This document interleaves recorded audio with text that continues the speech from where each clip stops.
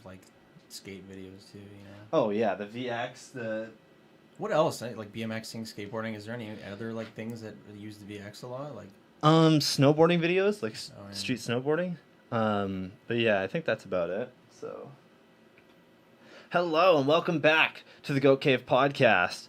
Today's episode is a little different. Normally we're a BMX podcast, but we actually have Luke Macintosh, who owns KW Skate Drop, and we're going to talk about skateboarding today, which I'm super excited about. Like, everybody that has listened to this show before knows that I'm a huge fan of skating, so it'd be pretty rad. But before we jump into that, we actually have Bail of the Week, but it's with skateboards this time, and we're going to give away this deck here. Comacan. Yeah, this Comacan deck. These guys are local from Toronto, right? Like KW, I think actually. Like I know that owner lives in like Waterdown or something like that, but that's rad. Yeah, he works like down the street from me. That's sick. I'm able to pick up product like really easily. That's really cool, man. Yeah, I'll have to get him on the show sometime. Get you in there as well. Yeah, I think that'd be rad. Yeah. Cool. Alrighty. Well, let's do Bail of the Week. So let me pull these up right now. Alrighty. Yeah, I'm excited for this. This is all skating clips today, so this would be really cool. I told people if they had any last minute submissions, now's the time. Yeah. And we can even go back afterwards. Like if people send their stuff in right now, we can go back after and maybe make an adjustment. Alrighty, so here we go with the first clip. This is Tyler who sent this in. And it's like a minute's worth of bales, which is hilarious. I love it. I don't think I've seen all of them, but I've seen the main one. That one was pretty rad.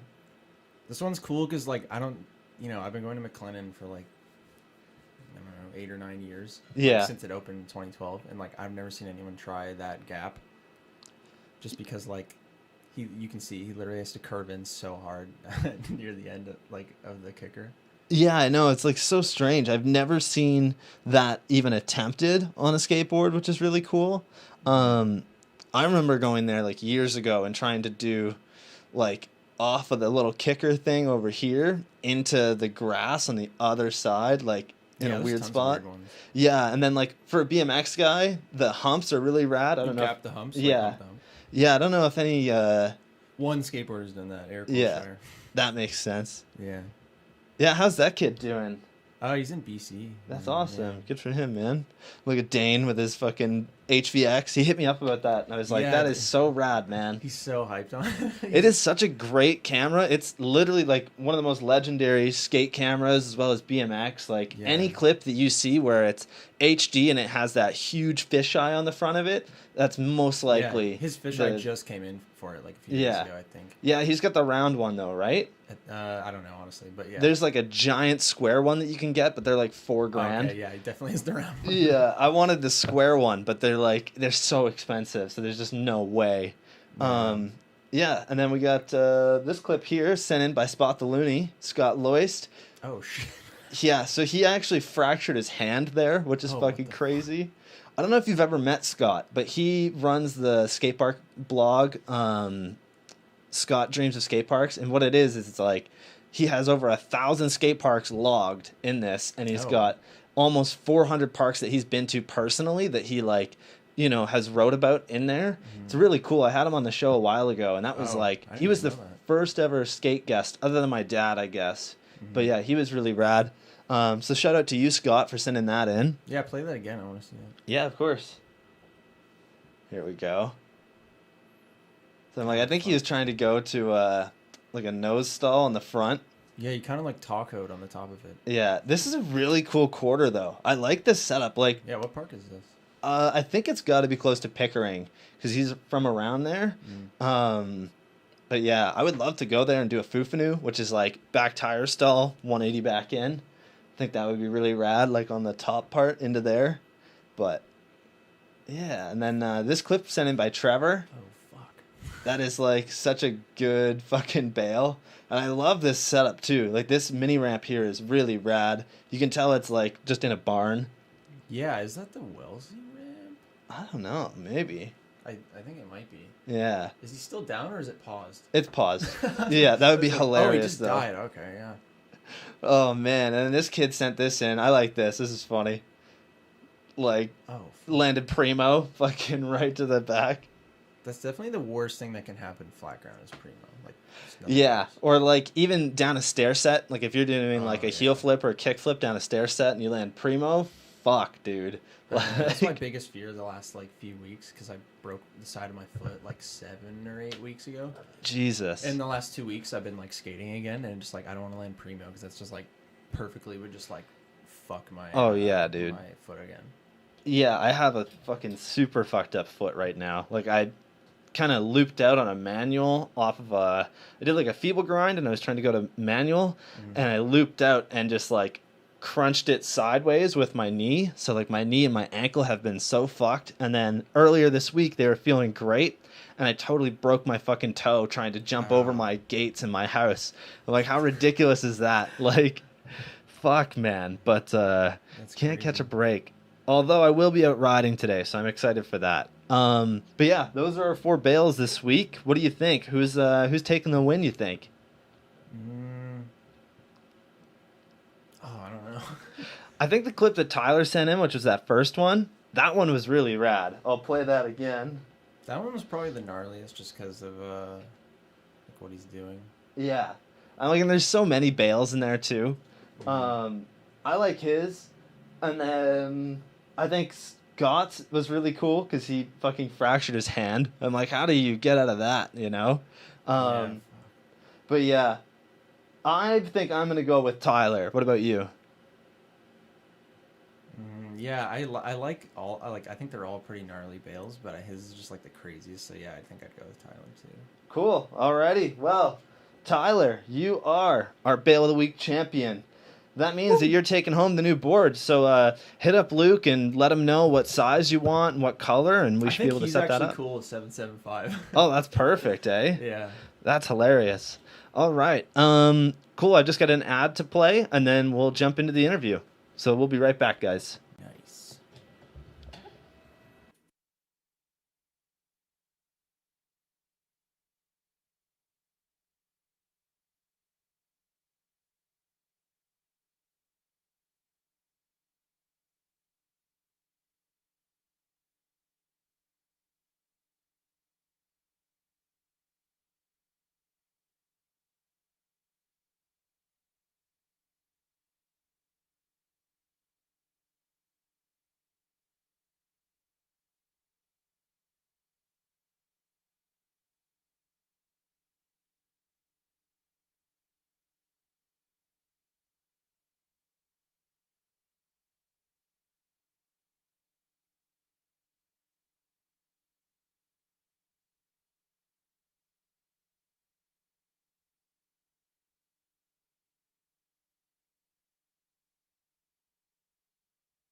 Hey, it's Wayne from Wonderland Studios. I'm a professional tattoo artist with 25 years experience at some of the best tattoo shops in the country. I've worked alongside some of the best tattoo artists in the industry, been able to really grow and expand my portfolio and my wealth of knowledge.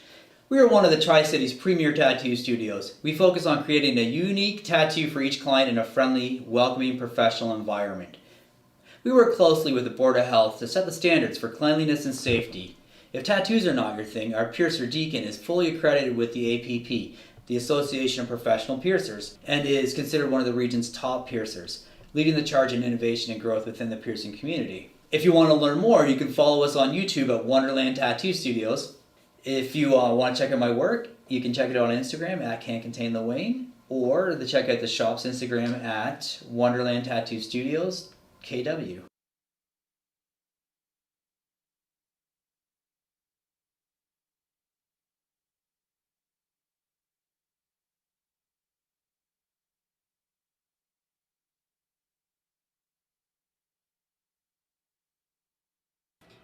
Hello, and we are back after that ad there. Cool. So, today's guest is a local skater who has taken it upon himself to start an online skate shop to supply local skaters with decks. Luke, how are you, man? I'm doing good. Hell yeah. Awesome. So the way I typically do this with BMX guys is that we go all the way back to when they first started riding. So why don't you tell us a little bit about how you got into skateboarding? I started when I was like maybe 8 or 9, like however old you are in like grade 2 or 3, so like maybe 7 or 8. But it was kind of like two different like friend groups got me started into it. Like my best friend since I was like 6, Joel. Him and I like just always played Tony Hawk, and like we always had tech decks and shit. So like I kind of started skateboarding because of him, but also at the same time I lived on this street called Newbury in Kitchener, and there was these two guys, Braden and Alex, that skated on my street like every day, and I just like would see them and would go out and skate with them. And I got like my first board from Braden, I think, because before that I was just skating some like shitty Like Walmart deck yeah, or like, whatever. Yeah, literally it was like a SpongeBob skateboard. That's hilarious. And then Braden sold me this like slightly better like Canadian tire, but it had like a kind of a pro shape, and then I started with that, and then like the next Christmas I got a blind complete from my dad, and I was probably like 9, and that was the board I like learned how to kickflip on, and like got like really serious about it, like skating every day, like at the school in front of my house. And then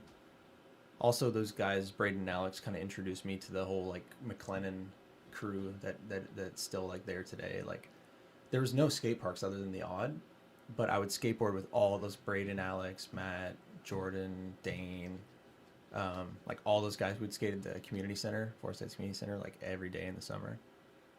And Is that the one with the cool like humps all around it, like the little snake run thing?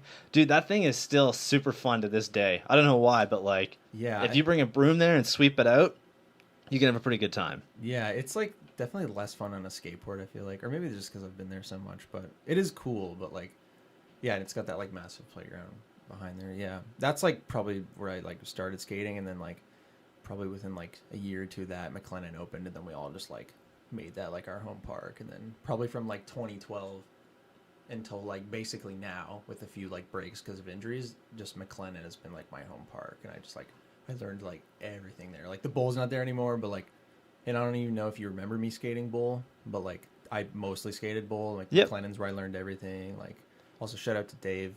Yeah, Dave the Beard. Yeah, like I think on it, he probably like taught me like most of my bowl tricks, which aren't that many, but like kind of like I probably carved like how he carves, because I just like learned it from watching him. Hell yeah. Shit like that. But yeah, that's basically like the timeline of me skateboarding. Yeah, so let's talk a little bit about McLennan's bowl. So McLennan, for anybody that's in our live chat this morning that hasn't heard of McLennan before, McLennan was a really cool bowl. Like it was so different, and like when I first started riding, I didn't really like it too much because I wasn't able to do much there. But by the time that we like ended it off there, you know, when it shut down, I had so many different tricks there and so many different lines. Like I was airing out of the big red quarter, like, you know, 6-7 feet table airs, super nice. Like that quarter pipe was my favorite quarter pipe ever because it was just so mellow all the way up until you hit the top. Big and red? Like, the pool coping was so good on it for airs. Man, like, fuck.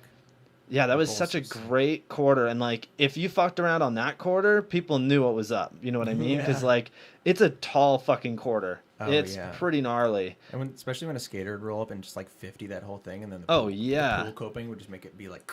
Yeah, like, you hear like the so awesome sick. fucking sound on it. Yeah. Yeah, but by the end of that park, basically, for anybody that doesn't know, what happened was that McLennan was built on an old trash dump. And because they dug down and built this bowl, it weighs so much, right? And like, I guess that when they dug down to like drill supports in, they went as far as 20 feet down and didn't hit anything solid. So the city just told them, you know, go ahead with it, build it, like it'll last. And it ended up, you know, not lasting very long. It was only there for 6-7 years, and it literally started to cave in, like, or you know, kind of fall out. What was so strange too is that, like, you know, you could see the timeline of when skaters stopped going there, and that was like 4-5 years in, because the whole bowl just started getting all these fucking big holes in the bottom of it, cracks, huge cracks that, like, you know, even like big skate wheels would barely even make it over. Crater. There was a crater in the bottom at one point. Yeah, I don't know. It was so strange, but by the end of it, it was really sad, man. Like, I you know, I really wanted to host a jam there, which was really weird, like right at the end of it, because they had sectioned it off. They had hired security to be there 24/7 to make sure that nobody was going in that bowl. So we lame. would always like sneak in and fucking ride it for a couple minutes. They would like freak out, be like, "Oh, we're calling bylaw." Bylaw would show up and be like, "We were not in there at all. Like, why? I don't know why this guy called you over here. He was being really rude to us. Like, maybe he's lying to you." Just gaslight him. Yeah, literally. It was so bad, but like it worked out really well. Like we never really got in too much trouble. I wanted to host a jam just to basically like, you know, be like, okay, this is the last time we're ever gonna get to ride this bull. But yeah, we never really got to. I think I remember like, yeah, like while it was fenced off, like going in there. I think I think I remember doing like, okay, this is probably like my last drop in on this bowl. Yeah, I remember Just my sad. last run. It was really sad. Like literally, I dropped in, did the whole bowl like perfectly, and did my nice last table air on that quarter, Oh, and that man. was it. Like Shed a tear. I have only been back to that park once since they ripped that bowl out, just Yeah, I because mean, like you don't it's really not the have a reason same. to go, Yeah, like the street section's kind of cool. I like those humps, and like that little quarter is really cool. I really like that, and like airing super far across it. But yeah, there's not much really there for a BMX rider other than the ledges and the like humps in the quarter. Yeah, I mean, what you said about the timeline of the skaters starting to leave, like, and in that like last section of that timeline, like it was when you'd go to McLennan, it was almost all bikers. Like you Yeah. go to the park and the street section's basically empty, maybe some kids, and then there would just be like 10 to like 20 bikers at the bowl. Oh yeah, I remember going there like when it first opened, and like I was so young, like literally 14, and I went there with my dad, and like one of the skaters, I know who it is. I'm not going to name off names because I'm not going to be that guy, but they were totally being like such a bitch about bikes being there, and then like I was like the only biker there. Yeah, I could probably guess who it is, but I won't. Yeah. Yeah, they were being such a bitch about it. And, like, I remember just kind of trying to stick up for myself. My dad fucking told this guy, he's like, dude, fuck off. Like, who cares? Like, you're being such a pussy about it. But, yeah. Well, even your dad, like, it's like, hey, like, I'm a skateboarder. My son's a BMXer. Like, yeah. Fuck off, dude. Yeah, exactly. But, yeah, sorry, before we jump into anything else, huge shout out to everybody in the live chat this morning. We got quite a few people going on in here. Roughhouse, how's it going? Caleb, we'll see you next week, man. I'm excited for that. Derek, hey, how's it going, dude? And yeah, everybody else, fucking keep chatting. You guys are more than welcome to call in live and ask us a question. Yeah. I'll throw the number up on screen, or you can go to my Instagram, and there's a thing in the Instagram. You just hit the contact button, hit call. You can call in and ask us some stuff. Derek's like the #1 supporter. Yeah, PW's dude. Drop. Derek is such a rad dude when you think about it. Like, Yeah. he's always really trying to help out. Like, I see him posting stuff constantly about it. Oh, I know. Which is rad. Like, Yeah, he's like straight up. I'm not even saying that. He's like the #1 supporter of the. Yeah. Even so that like the guys at Comacan thought he was like my business partner because he's so like down with it. Like they're like, oh yeah, like one of them messaged him was like, oh, I'd love to meet you guys or whatever. Like behind the. And then, yeah. And then Derek was like, yeah, I think they think I'm like your business partner. But I'm like, oh, it's kind of a compliment. You're just fucking backing it so hard that they think. Dude, fucking skate mascot right there. Yeah. Hell yeah. Brandon, what's up, AIDS? How's it going? Hearing AIDS, that dude. Yeah, I can't call him Brandon. It doesn't. I can't. I know it seems weird, eh? I don't even want to call him AIDS anymore. But like, I can't. I also can't call him Brandon. He needs a Yeah. new name. Yeah, we got to come up with a new name for him. Oh man. So yeah, we talked a little bit about the first board that you ever had. Who were some of the skaters you looked up to when you were younger? Was it like more local people or more pros? I remember like I don't remember any specific names from this, but I remember when I like my second pro board was a mystery, and I don't even know if that company exists anymore. But I remember when I got that, it came with the DVD, and I remember watching that on the like. This is kind of weird, but I remember in my bedroom, all I had was like literally my bed on the floor, and then this like weird like what are those little TVs called, like CRV or something like that.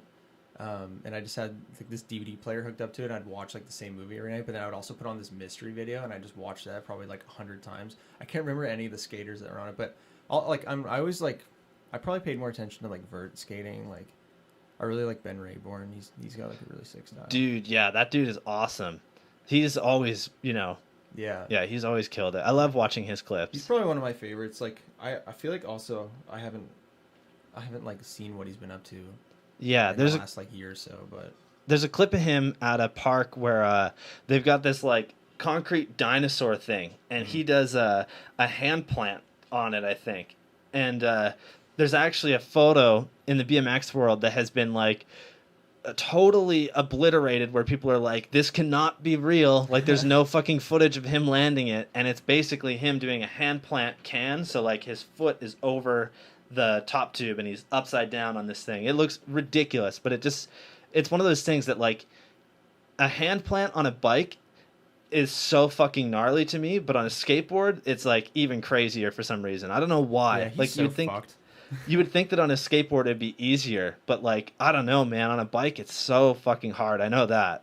Yeah, But I think I had like a big poster of him in my room when I was a kid. yeah, But like not just of him, like of him skating. But right. yeah, he was always one of my favorites. Like I can't think of anyone off the top of my head, but he's definitely one that pops into my head. I mean, also like I like Jaws, like was cool too. Like just Yeah, Jaws is like one of those skaters that you can compare like directly to BMX basically, because Oh, the big yeah. shit that he's always doing. Like you more or less see like roof drops and stuff on bikes way more often, or like huge gaps. That's like a Mhm. normal BMX thing, but to see like skaters do it, it's not very he's often. really like probably the only skater that does like shit that crazy. I don't know. I mean like, and he skates vert pretty well too. Like I've seen because he's on like Birdhouse, I think, with Tony Hawk, and I don't know why that's funny, but I guess because I never really talk about Birdhouse. Like that's Yeah, Birdhouse is one of those brands that like I don't know, I feel like is kind of underrated. Like people don't really look at them very often. I yeah, guess. but it's also like probably one of the like first like major skateboarding brands, I would think, because like Tony Hawk started it. No, like Yeah, I guess like Powell, would probably be beforehand. Mhm.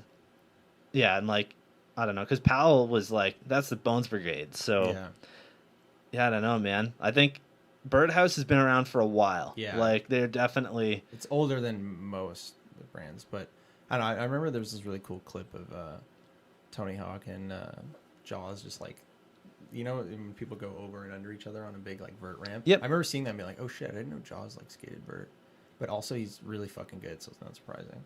But yeah, him and Ben Rayburn are like two people that I would just like watch videos of on YouTube for like an hour and just be like, holy shit. Like they have totally different styles, and like Ben's really like hunched over, like just gnarly like hand plants and like airs Yeah. and shit. But yeah, he's probably my favorite, I would say. But yeah, those are two that like I watched a lot like growing up, I would say. there's a skater that I follow on Instagram, and I haven't seen his stuff in a while, but his handle was give me free beers, and this dude was like just so hardcore, like leather jacket. It sounds familiar. Yeah, he's always doing like the craziest shit. There's a clip of him doing like out of a like I guess a bank onto the top of the fence, doing like almost like a rock to fakie on it. It was ridiculous. Like that dude is just so gnarly. I love his clips.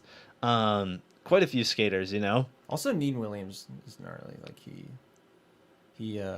just his heel flips are like probably the best in the game. Yeah, exactly. You ever watch any of the Pyramid Country videos? No. Dude, you gotta check those out. I don't know if you've actually like heard of them before, but No. those dudes are fucking wild. Like those videos are always really cool.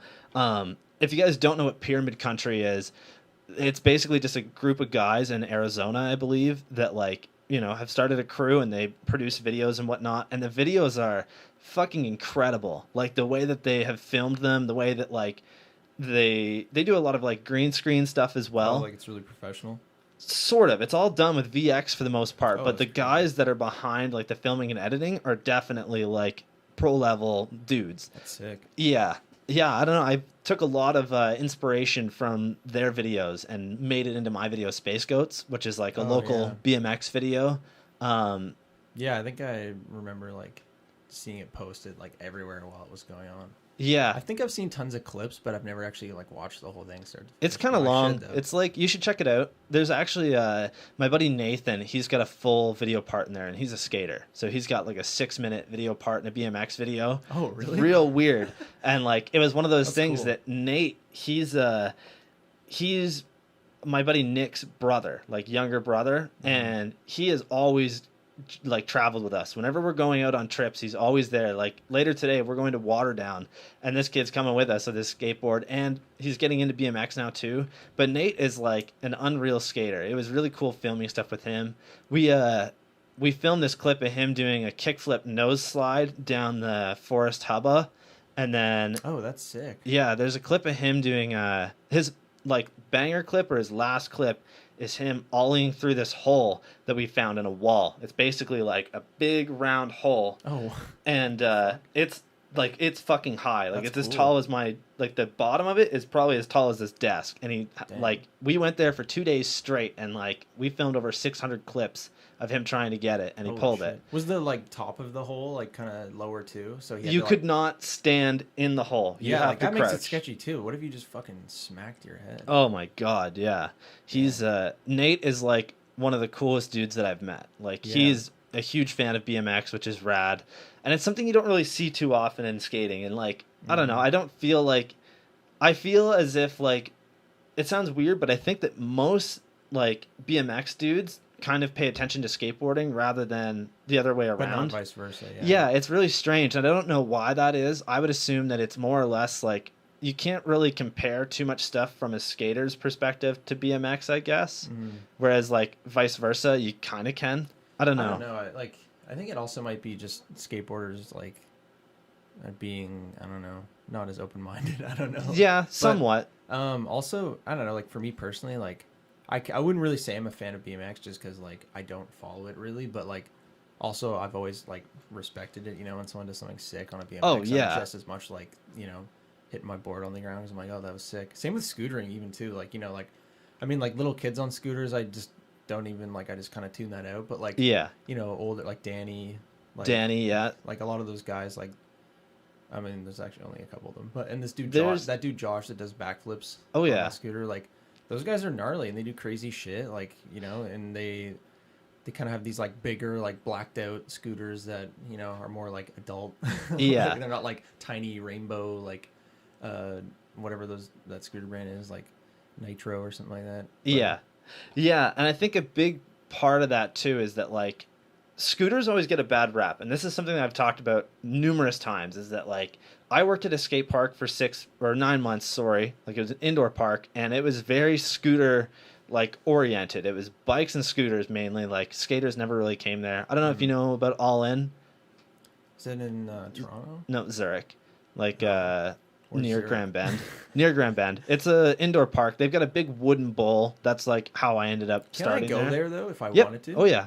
Oh, okay. Yeah, it's mainly like the bowl is where you'd want to ride. The back section is like it's not very good for skaters at all. No, I like, think I know what you're talking about. I've googled like indoor park in the middle Yep. of the winter, and I'm just like, fuck, where can I go? And well, then- yeah, you and guys I are gonna see have that, to. and it says like bike, and I go on the website, and it would say like bikes and scooters, and I'm just like, oh, I don't think I can go here. No, But- you can. oh. Yeah, All In lets scooters in, or Okay, if they let scooters, scooters in, skaters, they and fucking better let bikes. skateboarders in. Yeah, yeah. The bowl is really rad. Like the bowl is super How big cool. is it? Oh, it's huge. Oh, The really? bowl is like when I started there, I was helping my buddy Jordan build that bowl, and Jordan Oh, has damn. built ramps for literally the best BMX pros in the world. It's like a wooden bowl. Yep, wooden bowl with masonite on it, so that like skaters can actually ride it. Oh. Masonite is like the skate light stuff, Oh, basically. yeah, I was gonna say, is that like skate? Like Yeah. how would you compare it to like Fisher Bowl? Like, So the way that it's built is that it's like a big flow bowl, essentially. It's got a big, like 14-foot slant wall on the side that covers the whole one side, and then the rest of it is 5-foot quarters with a big, like a section that kind of goes up a roller into like a nice tall quarter area. I guess it's all bowled out. It's really cool. like how crazy is the transition though? Like, is it?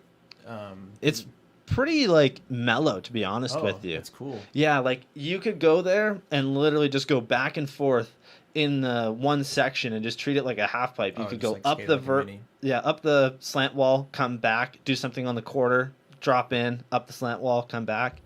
There's like a lot of good lines in there. I'll have to pull up a photo of that bowl for you. Yeah, that reminds me of McLennan just skating the shallow like quarter, and then just you go up Sandman, do like a big ass kick turn or whatever, and then come back and just kind of skate that quarter like it's a mini ramp. Yeah. But yeah, I should check that out. How long of a drive would you say it is from here? About an hour and a half. It's not too bad. Oh, fuck that. Yeah, well, I mean, you guys don't have the ward anymore, which really sucks. Yeah, they just closed within like the last month, I would say. And like Yeah. that sucks, but also I'm kind of like, you know, they were like my only competition, I would say, for board sales and shit. Yeah. Yeah, it's crazy to see that, like, they were probably the oldest skate park in Ontario, and they're now gone, which means Inflow is the oldest.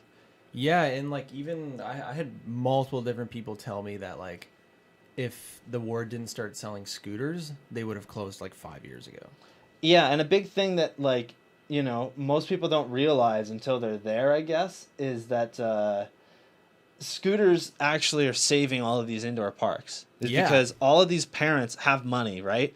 And when you think about it, BMX dudes, when you're my age and you ride BMX, you have an extremely expensive bike. We were talking about this before we went live. Like, Yeah. my bike is worth $3,000, Yeah, that's fucking crazy. whereas like a skateboard is only a couple $100, right? Yeah, that's But like the a thing car. is that like with a bike, once you build that bike up, you don't really have to replace shit very often. Like, Yeah. I break frames every couple years, so I get new frames. But like anything else, I don't really have to replace.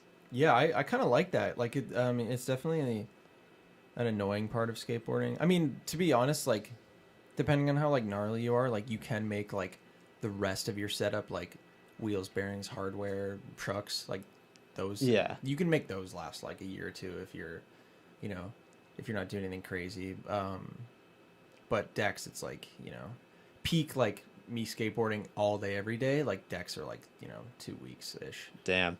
Yeah, so here's a photo of the bowl here. I don't know if you can see it very well from across the room, but that's the like top section over there. It's got a roller up, and then this big vert wall. It's really That's cool. sick. I pictured more like a pool for some reason, but that's No, cool. no, it's like exactly like this. It's really rad. It's on a skateboard, right? Like, you can drop in from over here, come around, and pump this corner, and it makes the perfect like figure 8 little pump thing. Have you seen know? skaters there? Oh yeah, plenty. Like, I would let skaters in all the time. My buddy Kevin, he actually lives kind of near there. He doesn't really go out there very often because he has his own bowl in his barn. So Oh, I don't know if sick. you've ever heard of the Chicken Bowl, but like that No. place is rad. Yeah, it's he's one of my dad's like clients for his tattoo shop. So true. he met him years ago, and like I was one of the first BMX riders to ever ride that like bowl, and he didn't really let too many people in there. Yeah. And then a couple of years ago, I got permission to like basically go out whenever I kind of feel like it, like just send him a message, and I bring That's like a bunch of sick. BMX dudes. We have a good session. Yeah, like I really want to do something with find, you know, with that ramp that had the bail in. I think that's Wellesley ramp, and some guy has it in a barn. And then I just saw on Instagram this dude Ian McCrewer. He's like Yeah. one of the like bowl skaters that would come to McLennan a lot. He I saw on his Instagram that he was built. I don't know if it was the Wellesley ramp either, but he was building like a ramp in his on his property or something. And every time I see that, I'm just like, dude, like if there was like a massive skate jam, and you know we got a bunch of people out, and I brought like boards and clothes and shit, and we just had like a little bit of like a go skate day like jam / like competition or whatever. Yeah. Or not even competition, just everyone skates and we give out shit, and it's like a KW skate drop / like maybe Comican thing. Like that'd be sick. Yeah, I was gonna ask. Does anybody in Kitchener really do much for jams or contests for skateboarding? Like, I've done BMX jams for the last 8 years, and I always do like street jams, or I do them at the Odd, just because the Odd is a really good park for BMX, and street riding is like, I know all the fucking spots in Kitchener, and I always take people to like some of the best spots, and we end up going to pretty much the same spots every year. Yeah. But like, Well, they're the best spots. that's the thing. It's Yeah. like it's the best spot for a big community, and like I've tried to change it up a couple times, but it's real difficult. Like, there's so much stuff in the area that's just super rad, right? Like, it's hard to want to get people to different spots, I guess. I mean, honestly, the last people to do like skate jams were like years ago when Waterloo Skate Park opened. I know I think Sanction and like a few other like skate companies or distributors had like there was a big like grand opening skate jam at Waterloo Park, and I remember there was like a ton of product given out then. That's like one of the last things I can remember. And then like I think there was a Go Skate Day maybe 2 or 3 years ago at Fisher, where Dan from Funhouse was there, and he had like his team there, and I think they gave away some shit. But other than that, like there probably hasn't been something for 2 or 3 years, and I don't know when I'm gonna do it or like where or how I'd figure it out, but I definitely like before the summer ends, like there needs to be like a KW skate drop / like Comican, just big fucking skate jam somewhere. Like Absolutely, yeah. If you need any help, like setting up a jam, or you have any questions, yeah, I want to make let it me like know. legit, like just Dude, like let at me the know. park, like there's have like a fucking banner for the like the company. Yeah. Like we got tons of stickers, shirts, product. Have like a fucking speaker so I can like yell at everyone, or like like Dude, get a megaphone. That megaphone that I have in the corner there, I've had that megaphone for 8 years. And I've never changed the fucking batteries in it. And, like, people Really? always hear you. That's the thing. They're huge D-cell batteries. So, Yeah. like, I've never run out of power on them. I use it maybe once a year. So, yeah, that's crazy. Especially like there's just I'm picturing like McLennan Park. There's just some big like jam, and then at the end of it, like it's a big 6-set session or something, and I'm just like standing in the grass, like fucking yelling at everyone skating, like oh sick fucking kickflip, and then Yeah. whoever wins gets the board or whatever. hell yeah. Do you want to pull the mic a little closer? Yeah, sure. Yeah, there you go. Here, I'll fucking move it for you. Sorry, we had Mr. Scott Loyce telling us you're a little quiet. Thanks, Scott. Cool. Yeah, there you go. That's way better. Yeah. Hello. So I think, if you are going to do a jam, let me know. I can try and help out whenever, But yeah, stickers, huge. You got to get those. I Oh, know I that you know. just got some. Yeah, check them out. Yeah, dude, I got to fucking get some of those. This dude, I think his name's Jesse, bought one of my big ass fucking cruiser Comican boards yesterday, and I drove to Guelph to drop it off for him, and he made me these fucking stickers, dude. So sick. Yeah, those are rad. He only made 6 because I think he didn't know whether I was gonna fuck with them or not, and I literally just sent him a photo on Instagram. Yeah. Because right before I was about to come, he's like, "Yo, I can make you some stickers if you want." And I was just like, "Oh, sick! Like, use this photo." And then I figured, maybe in like a week or two, he'd be like, "Yo, I got some for you." But then like I showed up with the board, and he just handed me this roll. That's And rad. I was like, "What the fuck?" And I put 2 on my car right away, and I gave some friends, but I only have 6, so I'm kind of being sparing with them. But next Yeah. time I see him, I'm gonna be like, "Yo, dude, like, these turned out really well. Like, make me like 200." There you go. Yeah, I get all of my stickers made from like some place in fucking Korea, but Damn. I get like such a deal on them. But if you can support local, do it. Like, No, yeah, it's like it's his dad that has some company or something like that just does like all that like screen printing, and hell yeah. I have someone else making my making shirts right now too. It's like Derek's girlfriend has a local like kind of T-shirt place. no, not even that. She does like everything. It's like she makes like kind of DIY, like not DIY. I don't know why I said that, but I don't know. She makes like cups and shirts and just all, like it's like I don't know. It's called like Taste of Creativity, I think. And I just messaged her and I was like, "Can you make me like 15 or 20 shirts?" And I sent her like PNGs of the Artwork. of like the logo, and she sent me back like the shirts, and she's like, "Yeah, I'll have them in like a week or whatever." So I should Oh, have them hell like yeah. next week. Dude, let me know. I gotta grab somebody's contact information for that. I've been trying to get shirts for a while. Yeah, you should grab one of these stickers Oh, for dude. for like the desk or some Fuck shit. yeah, man. I'll definitely do that. Because I also like it sounds funny, but whoever like takes one, I want them to put it on something. Oh, that, dude, like, will- rather than just sticking it in a book. Do you know how many people I know that have, like, just sticker books where they just leave their stickers? Yeah, that or just like when I'm at the park, I'm like, "Yo, sorry, but like if anyone wants one and they're just gonna put it on their board, like I only have 6 right now, and it's only gonna stay on your board for like a week and a half because your board's already like fucked." Yeah, Like, exactly. yeah, like the guy who shout out to Matt Kessering. He's the one who designed this logo. We're going to stick it right in the corner up here. How's that? Sweet. Hell yeah.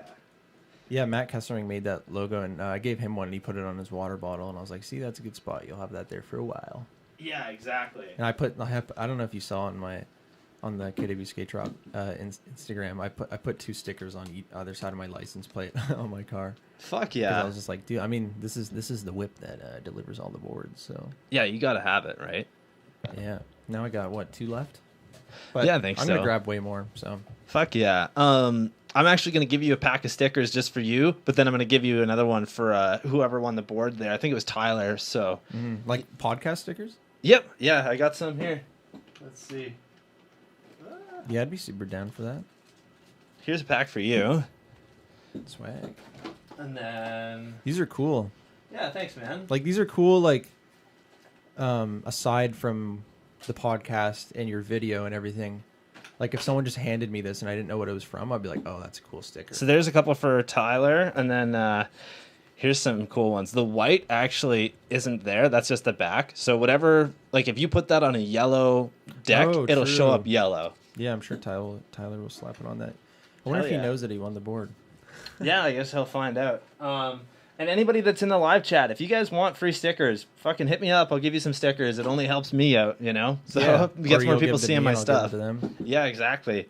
Just shoot me a message on Instagram. I can ship them. He can drop them off, whatever, you know? So, cool. Everybody loves stickers. Yeah, let's jump back into this. This is awesome, dude. We're having a great time. So what gave you the idea to start the online shop? We haven't really talked about that yet. Oh, yeah. I don't know. I feel like I have a reason that I almost like made up in my head, but also I do think that half of it was just a little random out of the blue. Like I do have ideas like that. Like I'm just I'm a genius. No, I'm just kidding. No, but no, I guess what started it was maybe like 2 months ago ish. I broke my foot doing a blunt fakie on the quarter at Fisher, and that was fucking awful. And I was just hanging out at the park every day just to like watch everyone skate and like chill and stuff.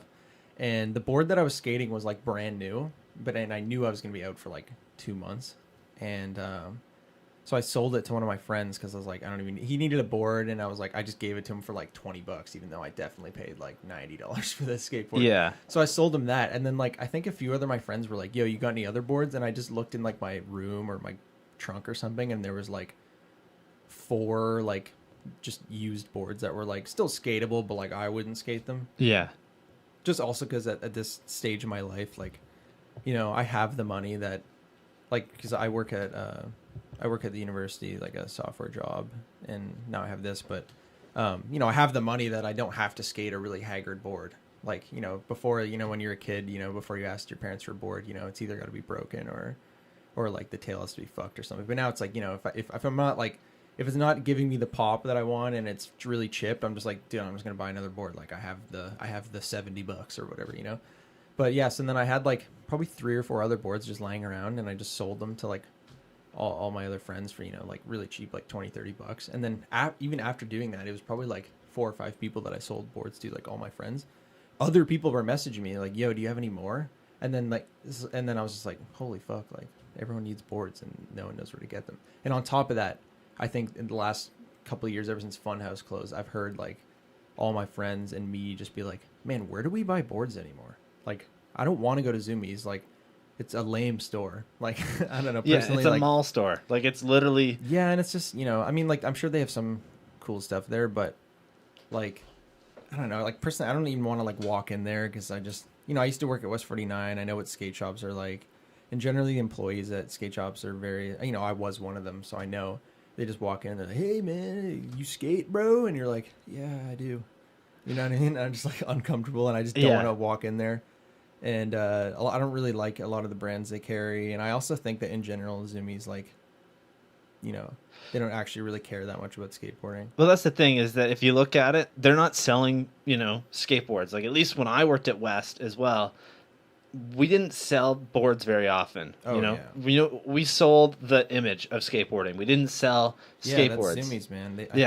They just think skateboarding is just it's marketable. this cute That's the little thing.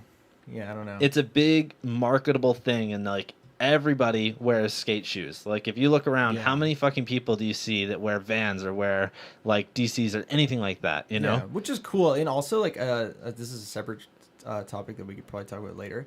Like, I don't know what it is, but like skateboarders just like gatekeep the fuck out of like skate brands. Yeah, like, they're just like, I remember being in school and just like some people I know would look at other dudes and be like, yo, why are you wearing fucking not even Vans, I guess, because that's definitely way past skateboarding at this point. But like, you know, if they're wearing like America or something, shoes. They'd be like, yo, you don't even skate. Why are you wearing those? Or like, you know, when like Thrasher hoodies all of a sudden became like a hype beast thing. I know. Oh, like, a lot dude, of people yeah. are like, yo, it's a fucking skate mag, and like, yeah, it is. But I mean, people are buying it. They like how it looks. Fucking. I know. I probably at some point would be like, oh, why is everyone wearing like Thrasher hoodies when they don't even skate? I probably had that thought at a certain point, but like, also, who fucking cares?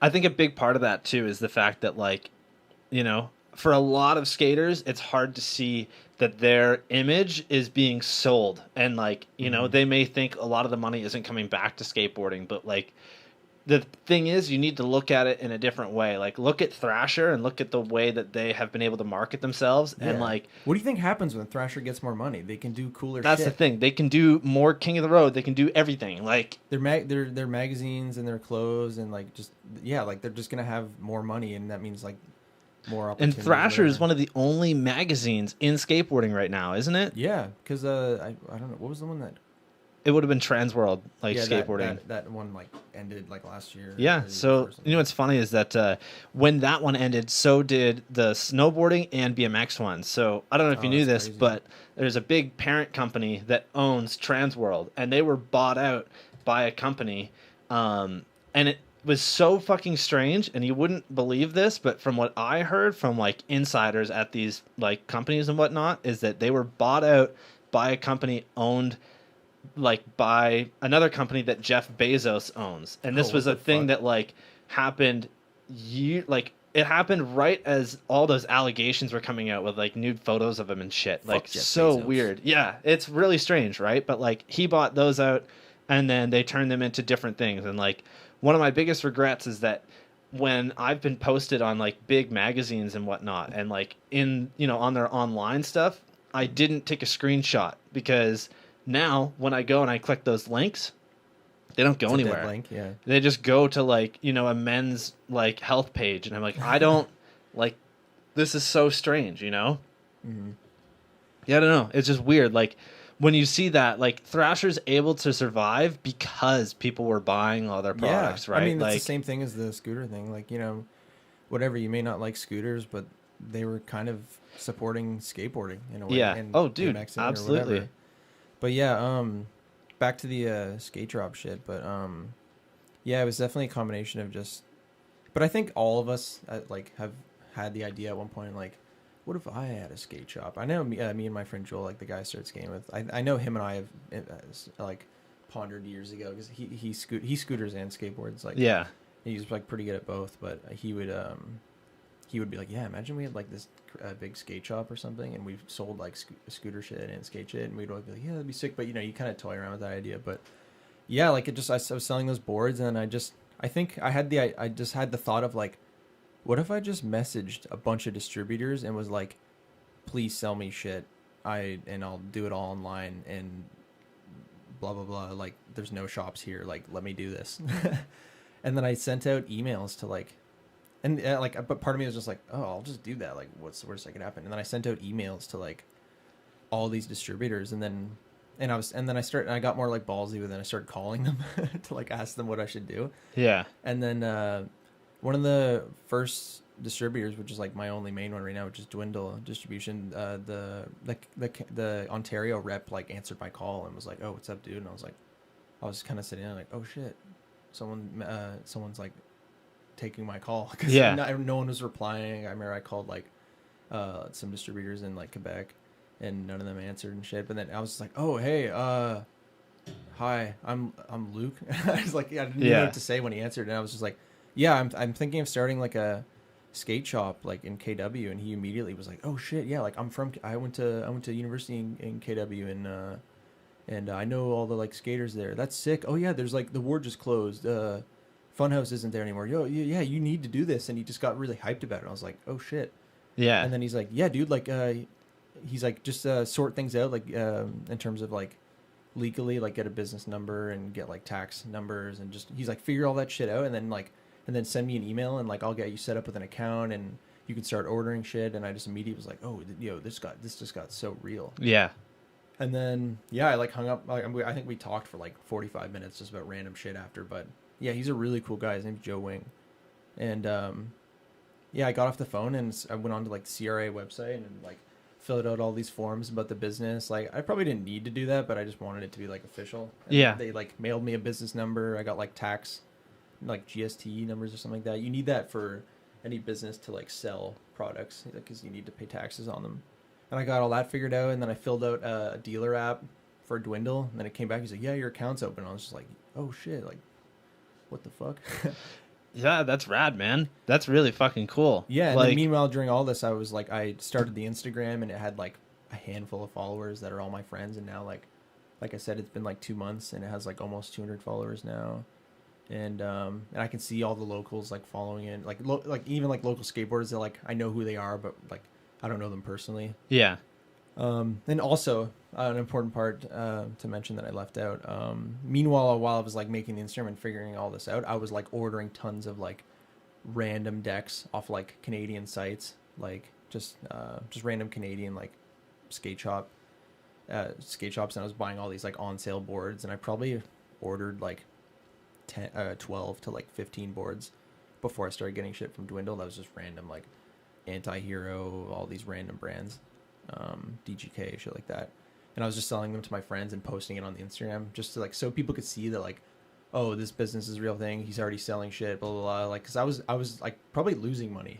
oh yeah, on those boards, which is funny because every time I was like explaining that to someone, like one of my mom's friends, like, hey, so with the business, you don't want to lose money, and I was like, oh yeah, like sick advice, I know. yeah. Like literally, that's how you run a business: is that you make money, but in the beginning, you're gonna lose money. Yeah, I'm like name one business that was profitable like instantly, like yeah, that makes no sense. I mean, maybe some like online ones, but anyway, yeah. So I started selling those, and then once my first Dwindle order came in, like maybe 4 weeks ago, and it was like around 14-15 boards, and they sold out in like an hour or two. Like they were instantly all spoken for, and I like gripped them all and delivered them all within like a day or two. I think I bought one of those too, didn't I? What one did I buy? I bought it for my dad for Father's Day. I know that. Oh yeah, I forgot about that. That's why I know where you lived. Yeah. 'Cause I was like, you didn't give me your address. I just came here, and then as I was rolling up, I'm like, oh wait, I just remembered where this guy lived because I was gonna ask you for the address, but then I forgot. And then when I hopped in my car, I just came here, and I was like, oh wait, I just know. That's fucking hilarious. Which is funny, but like also, you're like a 4-minute drive for me. Yeah. Which is funny. Like I was like, damn, this guy, like you live closer to me than like anyone I know. That's hilarious. Yeah. Yeah, and then I just what the fuck was I talking about? Talking about ordering decks and whatnot. Yeah, no, so the board you got Yeah. was Anti-Hero, I think. That was one of the boards that I ordered like online before I got it was like probably one of the last ones I got that weren't like from like the distributor and shit. So like I probably like lost money on that. Yeah. What do you do? Like, But yeah, that was like the you know, it was a business decision. But then as soon as I got the Dwindle boards, I was able to like, you know, I'm getting them for cheaper, able to sell them for a little bit more. So I can, you know, because also like, you know, you gotta realize that, you know, I've put in all the time and work for starting this, and you know, the grip is like probably cost me like $4 or $5 per board, and then I gotta pay taxes on the board. I gotta deliver the board, which is time and gas. So it's like obviously, you know, I gotta charge a little more from what I get them for. But it was sick to be able to do that with Dwindle. So that they're like my main distributor right now, like I'd say, because I just got hooked up with Comacan like last week. But yeah, so then once I got that, it became an official thing, like with the Instagram, you know, that's pretty much it, honestly. It was like I started the Instagram, message everyone, Dwindle hooked me up, and then that's kind of where I'm at now, you know. But recent developments have been the whole like Comacan thing. But you know, the Instagram keeps growing, like people keep hearing about it. Like dudes are buying like boards for me especially my friends are buying like 2-3 boards at a time sometimes. And but yeah, we should definitely talk about Comacan as well. Yeah, absolutely. So yeah, let's do that. So Comacan is a brand in Kitchener, right? Yeah, it's a bit of a weird story. So Coma was like a skate brand in the US like a few years ago. And it was started by some guy. It was the same logo. I think it was just called Coma. And basically the guy got like sued or threatened with a lawsuit or something because someone else was using the name for another brand. So then he just some way or another, I don't know how he got in touch with him, but Scott, one of the co-owners in KW, heard from this guy, and the guy in the States was like, yeah, like, does anyone want to like buy this company off me? Like, you can use it in Canada legally. He's like, I already have the boards, I have the manufacturer, I have the logo. Like, it was just this ready to go company kind of thing. Yeah. And Scott, he was saying how at the time, he had a little bit of savings and he's been skateboarding his whole life, so he was just like, fuck it, like I'll buy this company or whatever. And then I think he said they've been going for like 3 or 4 years in KW, but I think KW is just where he works. Like, he's a mechanic, right, just down the street from here. Oh, like, that's hilarious. That right at that roundabout, the yellow and. Oh, really? Like, he's a mechanic there. Wow. Yeah. He works there, but he lives in like Waterdown or somewhere around there, and like that's his like home park, I think. But he, yeah, like the brand is way more popular in other parts of Ontario. Like, the boards are carried at a local shop in Windsor. I think they just started selling them. The brand is huge in Hamilton. He said if you go to like a park in Hamilton, and if there's like 10 skaters there, like over half of them are skating Comic-Con boards, which is sick. Wow. Yeah. So, and then I think maybe London too, something like that. But he works and like lives near KW. So I think as soon as actually, it's funny. One of my high school teachers has me on Facebook, and he's my computer science teacher. I keep in touch with him a decent amount, and he saw my post about the skate drop, and he just was like, oh, yo, one of my other ex-students who's like way older than you, like it was like one of his first students. Yeah. He's like, he literally has a skateboard company in Kitchener. And I was just like, what the fuck? Like, okay, like give me his contact information.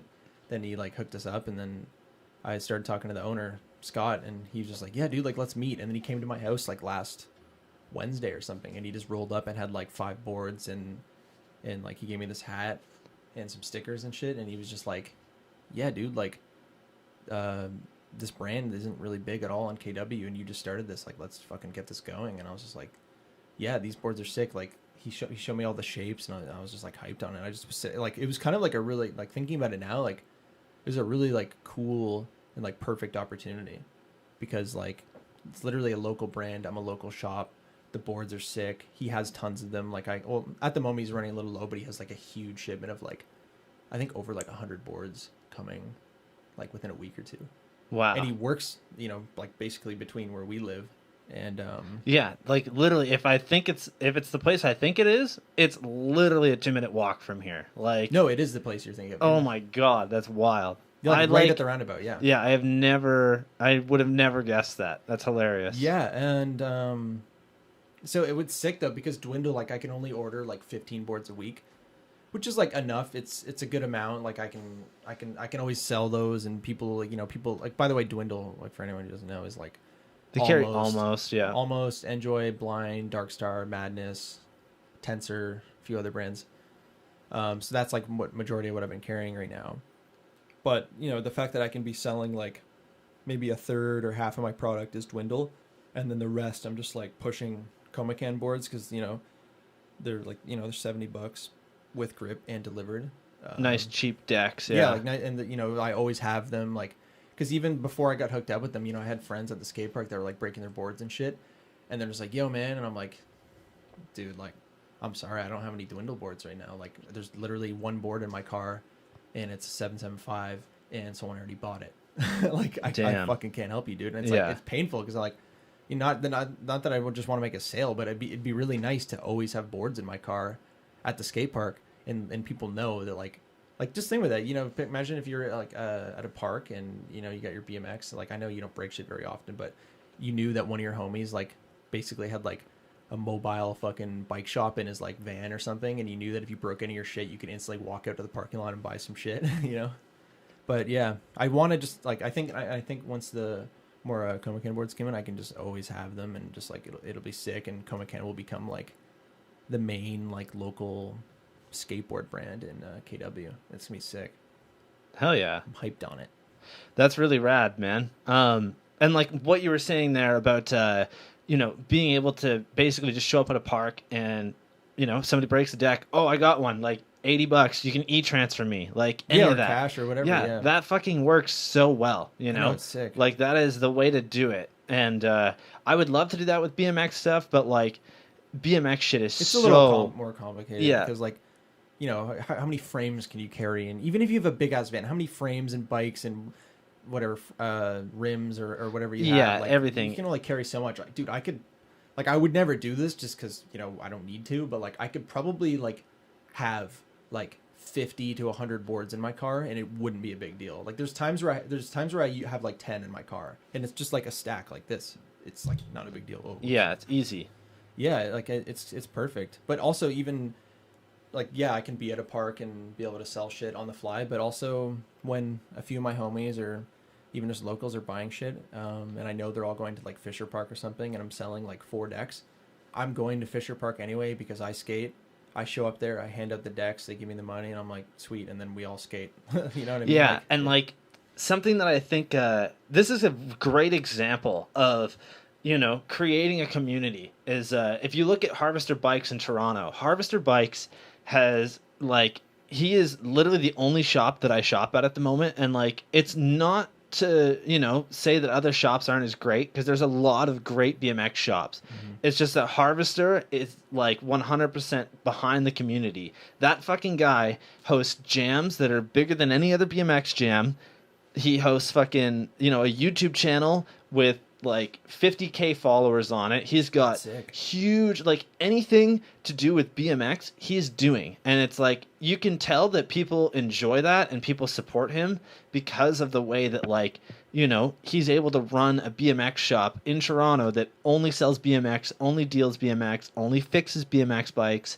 Like any bike shop ever, you got to work on shit you don't like. Whereas Harvester is now at the point where he's able to turn people away and say, nope, I only do BMX stuff here. I'm not going to help you. Like, that's sick. That's the thing where like he has created a huge community, and because of that, people have, been behind him 100% of the way. And like the guy, even we've known each other for a few years, and like I had him on my podcast. He was my second ever podcast, or third podcast guest actually.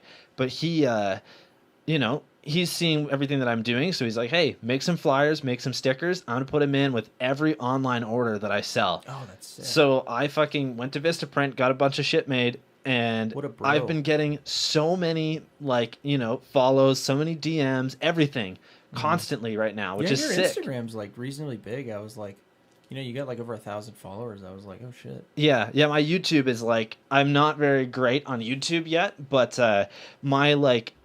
my Apple Podcast and like Spotify and everything, like my hosting site that I use to post it everywhere has gotten pretty big. Like I just checked my stats the other day, and we have listeners in over 500 cities around the world in 37 different countries. So like, that's fucking crazy. I know, like, and it all started just like this, like literally just me talking with a friend in a fucking room in my house. Like when I first started this, it was in my dad's tattoo shop. We did it in the lobby, and I did 3 episodes that I posted, then just didn't do it for like so long.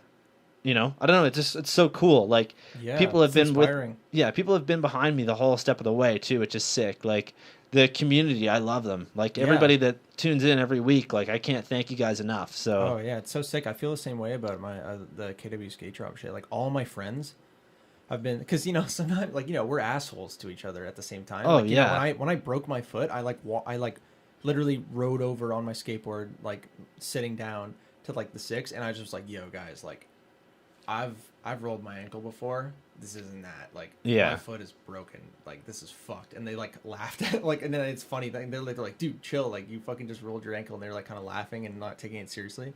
And I was like, okay, whatever. Like, you'll see when I have a fucking cast tomorrow. And I just dipped and went to the hospital. So like, we're assholes. Like we're skateboarders are like, we're just kind of like, we're shitheads, Yeah. But at the same time, like every single one of my friends at the park have been like backing this like so hard, like buying shit, sharing like posts, like tagging me and Comican in posts, and just like telling everyone, like all the, like it's just so sick. Hell yeah, man. That's really rad. It's like, it's heartwarming. It's like, damn, everyone's backing this so hard, and like, and they know that like I'm not doing this to like make a fuck ton of money. Because even if I sell like a lot of boards, I don't make that much money. It's like barely a part-time job in terms Yeah. of like income. But like I'm doing it because like I love skateboarding. We don't have a local shop. We do now because of me, but like we need the shop, we need the community, like you even said like, you know, you could the people leaving like McLennan, that was kind of maybe skateboarding a little bit in general in KW. Like things were probably, I think it's good now, but like things were probably falling off a little bit when that bowl was taken out, and you know, skateboarding and like KW needed a little boost. And I'm not saying I'm that boost, but like I hope I'm contributing to it. You know what I mean? For sure. Yeah. Yeah, it takes people like you to really step up and actually make a difference, you know? And like the thing that is so weird to me is that people never think that they can just do a jam. They don't think that they can like help their community in a different way, when like my first ever jam I did when I was 14 or like 15. It was so young. Like literally, you know, in high school, and it was easy. Like literally just make an event page on Facebook, and that was it. That's all we did. And like 50 people showed up, you know, like we had prizes and stuff. Like we did figure out that, but like it is one of those things that like all you need to do, like if you think that your community is lacking in some way, go out there and be the difference that you think it needs. Dude, you know, because it's not that hard. Like it's kind of like almost a life lesson in general, absolutely. But you know, more specifically to our like communities. But like, dude, this was like, I think you could probably say 2 months ago, because what is it, like like May, early May, this wasn't even, I don't even think I had thought of it yet. Damn. In like early May. Yeah. And now like it's here you already are. like, like it's fucking like, in, you know, not to quote Nike, but a lot of it is like just fucking doing it, dude. Like literally like when you have an idea, like just fucking do it. Like it's crazy. Like if you think about it, all I really did was like I registered this business, which took me like 30 minutes, and it was free. I didn't pay anything. And then I like messaged distributors and made an Instagram, and like already within like a few days it was like a thing. Yeah, and you're officially a business. Yeah, no one do that because I don't want any competition, but but like that's literally all I did. Yeah. And now, like, I mean, you know, I had to build it up, and obviously, like, it wouldn't be where it is now, which still, you know, it's not that huge yet, but like, where it wouldn't be where it is now without all the like the homies in the community, like we were just talking about, like all the support, and like everyone's been so sick. It's awesome. That's rad, man. That's exactly like what you need. You know? It's the same thing you're mentioning with your gyms. Like, it just, everyone's being so, and it also is like they know that we don't have anything and that I'm trying to be that thing, so they want to support it. Hell yeah. So they have obviously reasons to support, but it's still awesome. Yeah.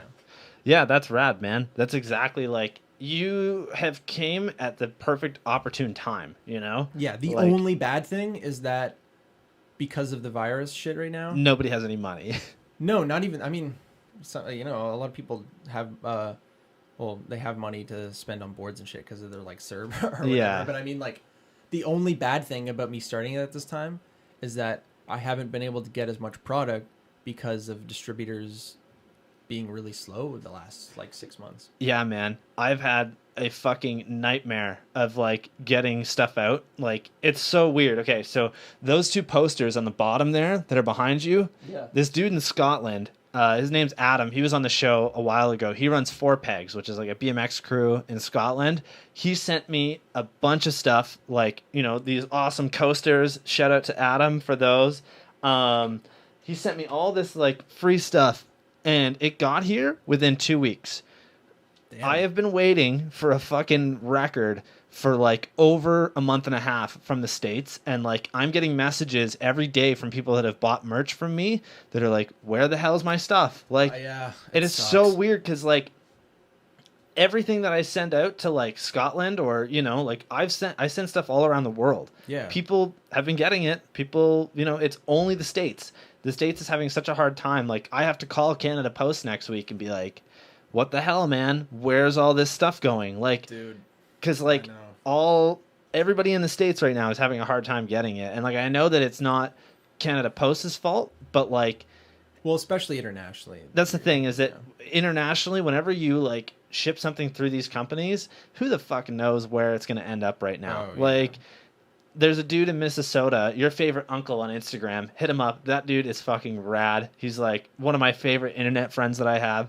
He bought this like multi merch pack that I only made 3 of. He bought the last one, and that was like a month ago. And he was like, "Hey, I called Canada Post, and they have no clue where it is. They say that you got to call them. Like, Oh, I'll do it man. next week. Like, just let me know. Like, if it shows up any earlier." There's a guy who runs a BMX thing in like Huntington Beach area. His Instagram is You're Welcome. That dude is really rad. I sent him a bunch of free merch like 2 months ago, and he hasn't gotten it. So like, I don't know. I'm just gonna send him some extra stuff. Like, I I've don't been really having have that much. with FedEx. Like, Yeah. my first dwindle order that came in like 2-3 weeks or whatever.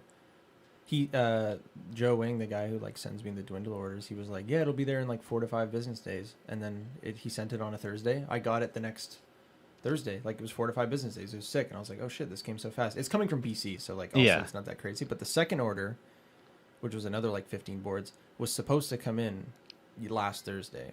Like, he sent the same thing. He sent it the Thursday before. So then like 2-3 days ago, I was expecting it to come on Thursday, and I was telling everyone, because there's like 5 or 6 people that like already kind of claimed a board from the order because I showed them the shit I was getting, and they're like, "Oh yeah, like my board's broken right now. Like I'm hyped to get this on Thursday." And then Thursday comes around, and I'm like, "Oh shit, dude, like it didn't come in." Yeah. And they're like messaging me every few hours, like, "Did it come in yet?" And I'm like, "Fuck, No, dude, man. like, sorry, man. Like I feel I know they know that I don't have any control over it, but I'm still like, sorry to disappoint." So I'm like, "Okay, it didn't come in today. Like, it must come in tomorrow, because that tomorrow would be 6 business days, and it's supposed to be 4 to 5. Like, so it would have been Yeah. Friday, like 2 days ago." And then Friday comes around, Nothing. nothing's dropped off from FedEx. Saturday, nothing's dropped off from FedEx. I mean, I don't think shit comes on Sunday, so probably nothing will come today. But so then I'm just like, okay, like, I hope shit comes in like Monday or Tuesday. Like, You'll probably get it on Monday. I find that all the time. Like, this record, finally, after being like, I guess just at customs for like 3 weeks, it's finally in Mississauga now. And like, Yeah. Mississauga is where Canada Post like headquarters is, basically. So they just send everything from there. But yeah, like, that shit is so annoying. If I've learned anything, it's that DHL is the greatest fucking shipping service of all time, Oh, which is really? like so weird. Dude, anything that I get ordered from DHL, like all of my stickers and like my rolling papers that I had made, everything showed up within a couple days. I'm like, my rolling Sick. papers were made in fucking Spain. Like, how are these showing up in 3 days? My stickers, I know, South sometimes Korea. it's fucking impressive, and you're like, Dude, holy shit, like this 2 came days. so fast. 2 days. I'm like, how are my stickers made that one day, shipped out that night, and at my house the next fucking day? Yeah, Like, I've ordered they're shit from like LA, and it came Yeah. in like a couple days, but then like this shit's coming from BC, and last time it came in 5 business days, and now it's going on 7 or 8 business days, and I still don't have it. And a lot of cool shit's coming in, and all my friends like order, and I'm just Yeah. like, oh fuck, it's so annoying, dude. And I have like I've gotten like probably like I got like 13 Comican boards late last week, and I was able to hook a lot of the friends up who needed boards. But still, like, I'm waiting on 15 boards from Dwindle to come in on Monday or Tuesday, and then that order was taking so long that I actually put in a third order just so I just have a constant flow. So then, like, I don't know what's going on with that, but so I might actually get like 15 boards from Dwindle on like Monday or Tuesday, and then like another 15 on like Friday or some shit. Damn. Yeah, hopefully. Yeah, I hope those come in soon, man. COVID has made all of this stuff like super difficult. And Yeah, I like, know. just to kind of stay on the topic, what did you guys do when all the skate parks were closed? Because like, BMX guys, we just went street riding. Like, we literally rode street every day for months on end, which is what we do anyways. Like, I mean, yeah, when the weather was nice and all the parks were closed, like, personally, like, I would just hit up one or two of my friends, and we would like, let's skate, and then we would like, there's this ledge behind Res High School, nice. and, Yeah. like, and there's like a pretty smooth parking lot, so I would just like skate flat and hit this ledge for like 3 hours. Like, that's what we did. And I know like Tyler, the guy Who won the deck today? yeah, he him and a few other guys skated the parking lot, and like BMO, like, that BMO bank that's like right beside McLennan. Yep. I don't know if it's a BMO, but it's right beside that Tim Yeah, Hortons. yeah. Like, yeah, he skated like that parking lot, and there's like a ledge there, and him and a few other guys just skated there like every day until McCollum Hell yeah. opened. There's a lot of good stuff around there. I don't know about for skaters, but Lions Arena, those are awesome. Like flat Yeah. rails. I don't know if you guys have ever ride Oh, those. yeah. Like back in the day. I Yeah. never hit them, but I knew some people that did. Yeah, Lions Arena, they've got some nice, like, very mellow down rails that are super low. Alpine School has a really cool bank there that, you know, it's got a bank to wall ride. And Nathan, our skate dude, he did, like, literally up the bank to wall ride on his board. And That's I'm like, you sick. don't see that very often, especially at that spot because it's, like, super rough. Like, it's perfect for BMX bikes. We had my buddy Andy did wall ride to tail whip, and then he also did wall ride to 180 bar, like hard 180 bar, which is fucked. Like just so many crazy tricks there. Yeah, that's sick. I should follow that Nathan dude on the skate shop Instagram. I'd love to see his clips. Do it, yeah. He doesn't really post too much, to be honest with you. Oh, Check out his like Space Goats is on YouTube, so you can just check out the whole video. He's like halfway through. I feel like I'd probably recognize him if he comes yeah. to local parks. Yeah, Nathan Weens. I don't know if you know the last name, but yeah, anyways, thank you guys for chatting today. This is awesome. We got lots of people in the chat. What's up, Chris? And Burnt Toast. I like that name. That's awesome. They were saying that thankfully they have some used boards from the previous drop and that they were hill bombing around his neighborhood the whole time. So that's fucking rad, man. That's sick. Hell yeah. All right. So we talked a little bit earlier about, you know, BMX versus skateboarding. And this is something that, like, I have a passion when it comes to this stuff, mainly because my true belief is that, like, any, you know, extreme sport, which I don't like to classify skateboarding or BMX as an extreme it's sport. weird, but I mean, that's what people know it as, I guess. Yeah. So my thought on it is basically that, like, we're all sort of the same. A lot of us have been born out of skateboarding, which is like, you know, skating was one of the first things for, you know, I guess the lifestyle that we live, right? Like it is, it's interesting whenever I go to a park and, like, a lot of the time it's older dudes that, like, just don't get along with BMX guys. And it's mainly just this thing where it's like closed-minded old dudes. Most of the young dudes that I meet are hyped on it. They don't care. Like, yeah, I've always liked BMX. Like, Yeah. like I said, I'm not that into it, but I've always been like I respect it, you know. yeah. So basically, I was just saying, like, the relationship between skaters and BMX riders is so strange. Like, older skaters always kind of disrespect BMX riders. I can name off so many different times. I didn't even know that. Dude, this one dude in Guelph, they have this small, like, park that they built with these, like, marble ledges. And we're riding here. All of us have plastic pegs with plastic hub guards. There's no metal on our pegs. Like, any BMX dude now, for the most part, BMX is 50-50 split between whether we have metal pegs or plastic. But I ride it's like out plastics. of respect, so you don't fuck shit up. No, or- it's mainly because plastics just slide better. Like, it is one of those things that, like, and metal pegs, if you are basically the only people that are fucking up ledges or fucking up, like, people's coping is people that don't know how to grind properly and they're slamming their bike into it. Most of the time on a bike, you can go up and get right into it and do no damage, like, literally. And we're riding this spot, and this fucking guy, like, literally, you know, tries to fight with me on this. And I'm like, dude, like, who cares? Like, we're just bike guys. We're just hanging out. And the guy started having, like, a hissy fit over this. And, like, the dude's in his 40s. And I kind of thought that was sad because I'm like, you're sitting here arguing with, like, you know, 20-year-old dudes that are doing the same shit as you. Like, Yeah. at the end of the day, it's all the same. And, like, I don't know. I just feel like sometimes it can be really weird like that. It's one of those things where I don't know why, but skaters tend to be very closed-minded. Like, Yeah. you don't really see BMX guys being like, yo, don't fucking come here. Like, this is a BMX park now. Like, Yeah. we don't do that just because, like, I don't know. I think most BMX guys think skating is really sick. And, like, it's not to say that I think all skaters think like that, because I don't. Like, I would say KW actually has some of the best scene for, like, skating and BMXing, like, Yeah. you know, at the same time. Like, there's so many people that I know that are so cool with both. Like, I don't know. It's always when I go to a different place, like, I don't know if you've ever rode, Vanderhoof. That's what it is. Oh yeah, yeah. Yeah, that place.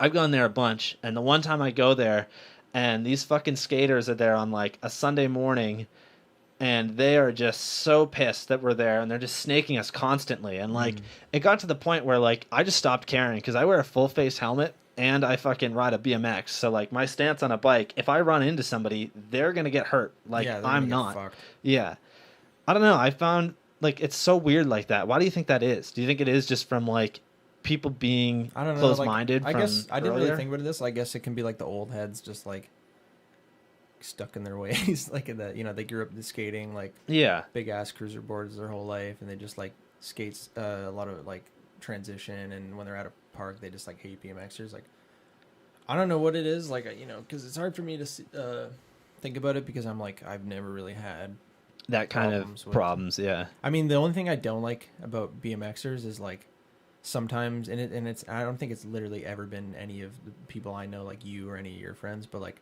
sometimes like some younger kid on a BMX will roll up and he just like fucking. There's this one kid that goes to McLean recently, and he just like fucking shows up and bikes through the park so fucking fast and doesn't do any tricks, and he just weaves through everyone like really fucking fast. And it's like, yo, dude, like, nah, but that's also, not cool. That has nothing to do with the fact that he's on a BMX. He's just being a dick. That's the thing is like it's more or less that people are just fucking dicks for no reason. Yeah. You know, like when you look at BMX and you look at skateboarding, there's so many similarities where like Oh yeah. you know, one of the things that like has really pissed me off, and I actually had like a 4-minute rant about this on the podcast way back when I first started this. I think it was episode 17 with no, it wasn't. It was episode 15 with Dustin, not Justin.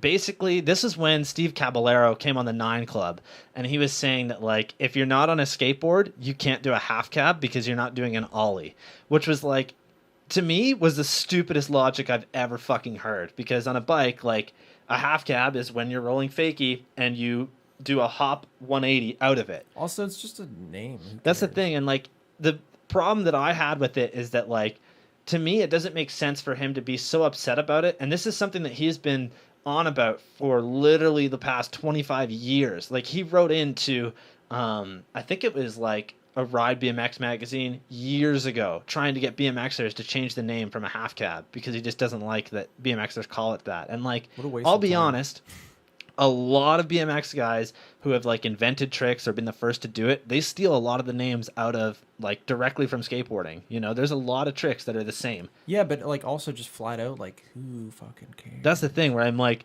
who gives a shit? It really, It's just it a name. only, that's the thing. It pissed me off only because like, I just think, how can you be the guy that did the first Caballero, which is like the 360 to fakie, and get it's full cab, so fakie 360. How can you be the first person to do that and get so upset that everybody from, you know, you've impacted not just skateboarding, you've impacted BMX, snowboarding, everything. Like, Yeah, does he think that's not a half cab on a snowboard? Like I think he said that it's fine on a snowboard because snowboard is cool or something like that. And I was like, that kind of pisses me off that I know that now.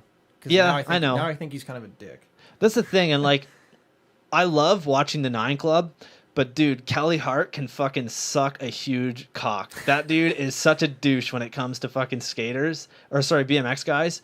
I don't know what it is, but like, it's just one of those things where I'm like, dude, get over yourself. Like, and I don't know why I'm like bitching about it, but I think it is just something where I'm like, it's so upsetting to see such a great community, right? And then have one fucking guy who's like on this show that's huge publicly, that has actually like a pretty big, you know, he can literally change people's opinions because he's on Yeah. this show.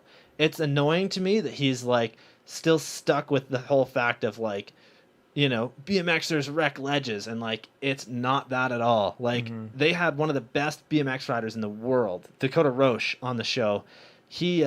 He's unreal. He skates as well, but he came on and he like explained it, and Kelly was fine then. I don't know. It's one of those things that like I don't know why I get so upset about it, I but don't know, like it's just weird. Like yeah, all I can sum up with is just like I don't know why people care so much. Like, yeah, and I've also like I've seen skaters, even people I know, bitch out scooters, being like, "Yo," like, or like, cause they'll overhear a scooter kid be like, "Yeah, dude, like blunt fucking 180 out or some shit," and then I'll overhear some skater be like, "Dude, that's a skateboard trick. Why are you calling that blunt?" And it's just like, yeah, and like who cares? as I was saying earlier, scooters get a bad rap because of the fucking younger kids. Like, Yeah, when I worked I've at always that park, thought that, yeah. when I worked at the park, there was kids that are fucking 13 years old doing double backflips and double flips, like double flares, like literally the craziest shit where you're like, there's people that are in their fucking 20s that would not even get close to trying that. Like, Yeah. I don't know. I just find it's like, if you take it seriously, or like, you know, if you enjoy it and you're not a fucking 5-year-old and you're not just like Rainbow scooter, you know, snaking everyone. yeah, that's the thing. Like, scooters get a bad rap from everybody, and like pretty much everybody that I've ever fucking run into in, like, you know, at a skate park has been a scooter rider. And like, it is just, you know, Oh, yeah. they're not really paying attention sometimes, but Yeah, what and do you even do? like, you know, it's different. Like, and skateboarding doesn't really get this, but if there's a really young kid on a bike at a park getting everyone's way, everyone fucking hates him. If there's a really young kid on a scooter at a park, everyone's pissed and getting it. And picture what happens when there's a really young kid on a skateboard at a park. How does everyone treat him? Like, what do you think? They're hyped on it. yeah, exactly. They're like, oh, that's sick. That kid's so young skating. He could even be getting it, or people are helping. And when I see young kids, which is cool, they're like helping them drop in and like it's all. But then like if there's a young kid on a scooter or a BMX, everyone just like fucking hates them, which I understand. But it's kind of funny to think about the like juxtaposition between like all the ones. You know? it is so strange, eh? Yeah. Yeah, but I mean, that's just how it is right now. And like, I think that over the next 10 years, we will see a big change, right? Like, I'm already starting to see it now where like there are a lot of skaters that do respect BMX, at least around Yeah, here. Like, I do. Yeah. dude, you, Dane, even like, you know, there's a couple other people. I hate to like, I don't know really. No, I don't yeah. know too many I mean, people's names. if you're but- saying something positive, I'm sure they don't mind you. yeah, I think I feel like Derek's fine with it. I've only met him Oh, a couple yeah. times. I don't. I've not, yeah. Yeah. I think he's cool BMXing. Yeah. But also like I should mention this. I think around my 16th birthday, both my big toes were like really fucked and I couldn't skate at all. Yeah. And for my birthday, I got a BMX. And I went That's to rad, man. I went to Ziggy's. Yeah. Is that what it's called? Probably. And I got this like Colt Complete. Would you call it a Complete as well? Yep. And it was like all red, and it was like $600 or something. I know that's like probably not a good BMX, but like Wait, Cult? Colt. CULT? Like, fucking, how do I not have any Cult stuff in here? I ride a Cult bike right now. Oh. It's probably Cult. It's probably just Colt, something like that. Yeah. And it was sick. It was like hot rod red kind of thing. And it was That's all- rad.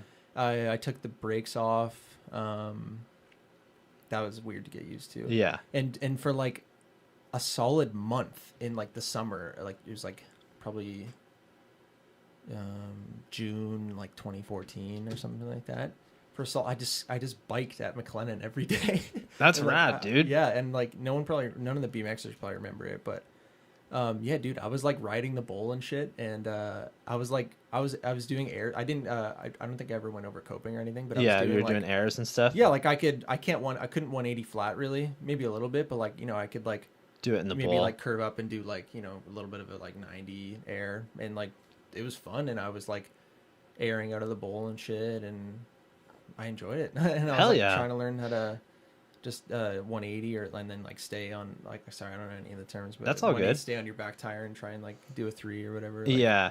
Dude, so if it was a Cult, which probably was, you supported literally the best brand in BMX right now. Like, Oh, Cult. really? Yeah, Cult. I actually had the owner, Robbie Morales, on the show for my 50th shit. episode. That's so sick. Robbie is like, he is one of the biggest influences for myself as well as like the BMX world. It's like, Cult is the biggest company in BMX right now. I ride a Cult frame, and like those guys are unreal. Do Like, they make like complete bikes? they do, yeah. They Like, make completes. like They make cheaper range, everything. like $500-600 Yep. bucks. Oh yeah. Okay, then it probably They make was that. entry level completes. They also make like pro level completes, and they make pro level, like top Yeah. of the line BMX frames. The Cult frame that I have right now has, you know, it's not in here. I don't know why I pointed, but I wish I still had it, because like a year or two later, when I was like, okay, it was just sitting in my garage. Yeah. Obviously, I prefer skateboarding, and I was fine. Like my feet were fine. yeah, So I sold it to like one of my buddies for like, honestly, like not that much less than what I paid for it. So I was just like, oh, sick, Yeah. whatever. But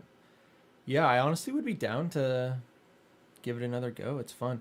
I was like, I was probably closest with that dude Lucas at McLennan. Yeah. Like, not actually close friends, but just like when I would go there to like skate, or when I was biking for like a very short period of time, like I would ride with him. He was cool. yeah. That kid always had complete bikes that were like, he had a United complete, I remember like That like mirror one that he had, like it was like all chrome. he had a blue one that I like strictly remember. He fucking rode into something and the forks literally bent backwards, and I was like, dude, you have to fucking get new forks. Like, you can't ride that. Now I worked with him at Conestoga College. Yeah, I didn't even know he still rode. I haven't He seen doesn't. that. I was gonna say I haven't seen that kid since like so long ago. Yeah, he doesn't. And I know like, I know he's not that popular between the BMX community, but like, I just know a lot of other BMXers that think he's like arrogant or whatever. But I don't know. He's always nice to me. Yeah, I think a big part of it too is that we were all just young. You know what I mean? Also, like, yeah, that was probably like years ago. yeah, He's a nice guy.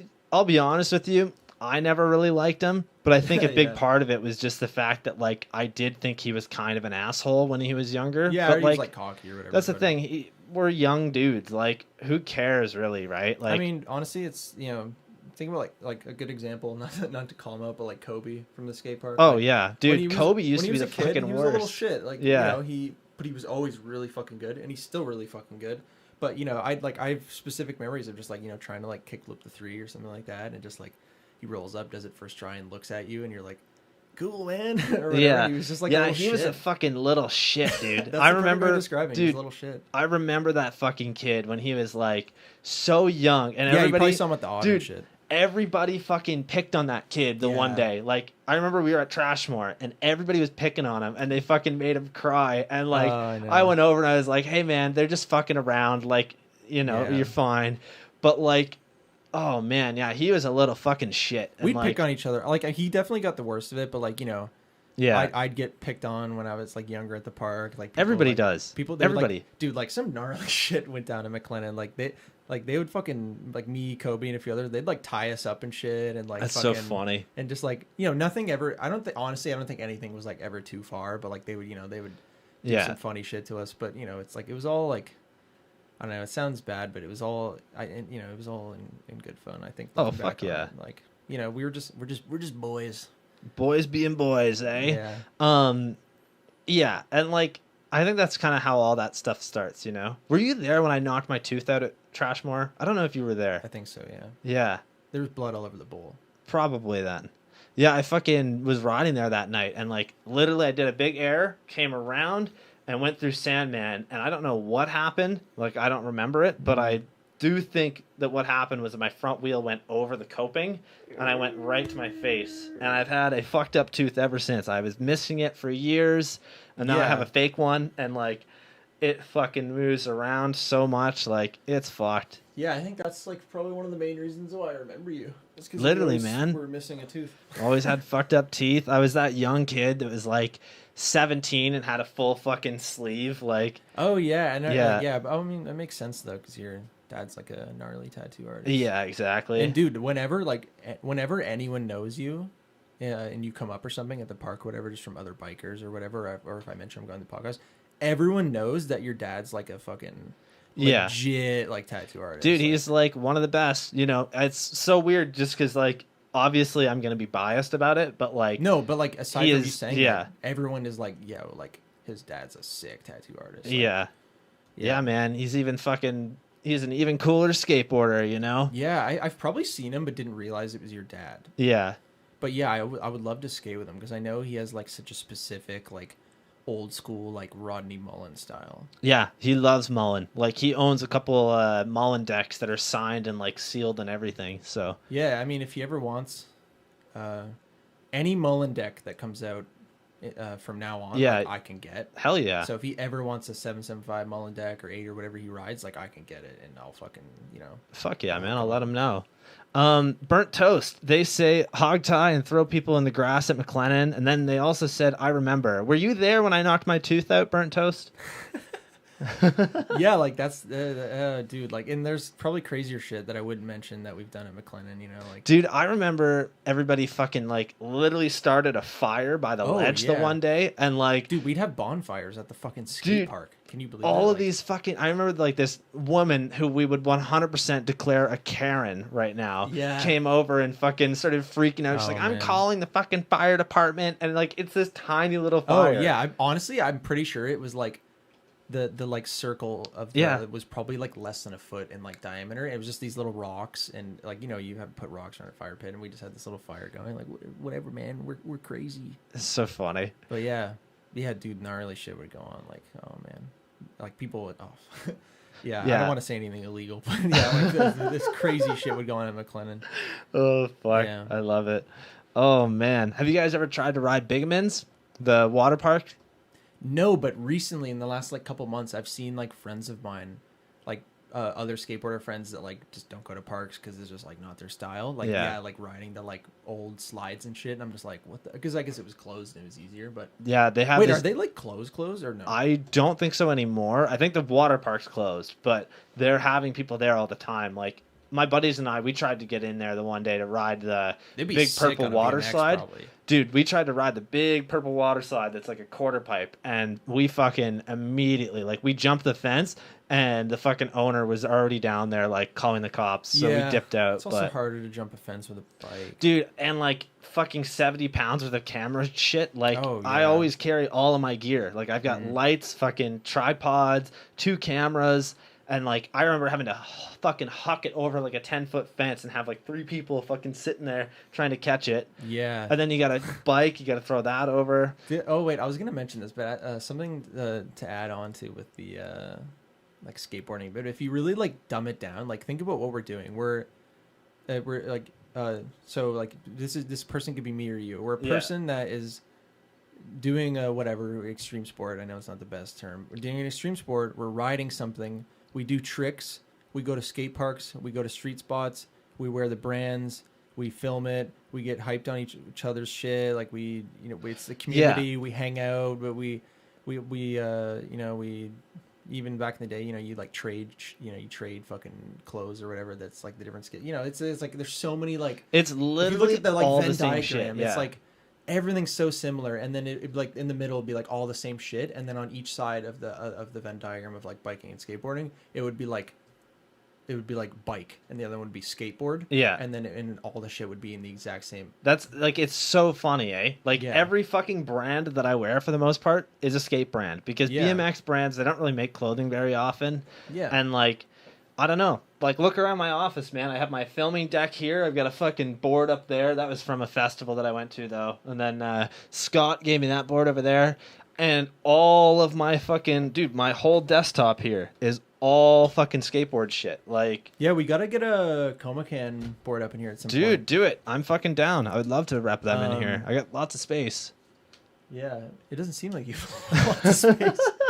I know, right? I'm getting a new cabinet, like, on Monday for over there. Yeah. Like, I hate all of that I was gonna shit. say, you could probably move all that and have some shit there. Yeah, I'm getting a new cabinet where I'm gonna have all my records finally, and have everything that I own in one fucking room. Yeah, I just kind of like, yeah, you kind of don't have a lot of space actually. That's the thing. I'm like, I really don't when you look at it. But you do, and you could make it work. That's the thing. I'm like, I guess I could drill holes in the roof. I'm sure my landlord wouldn't like that.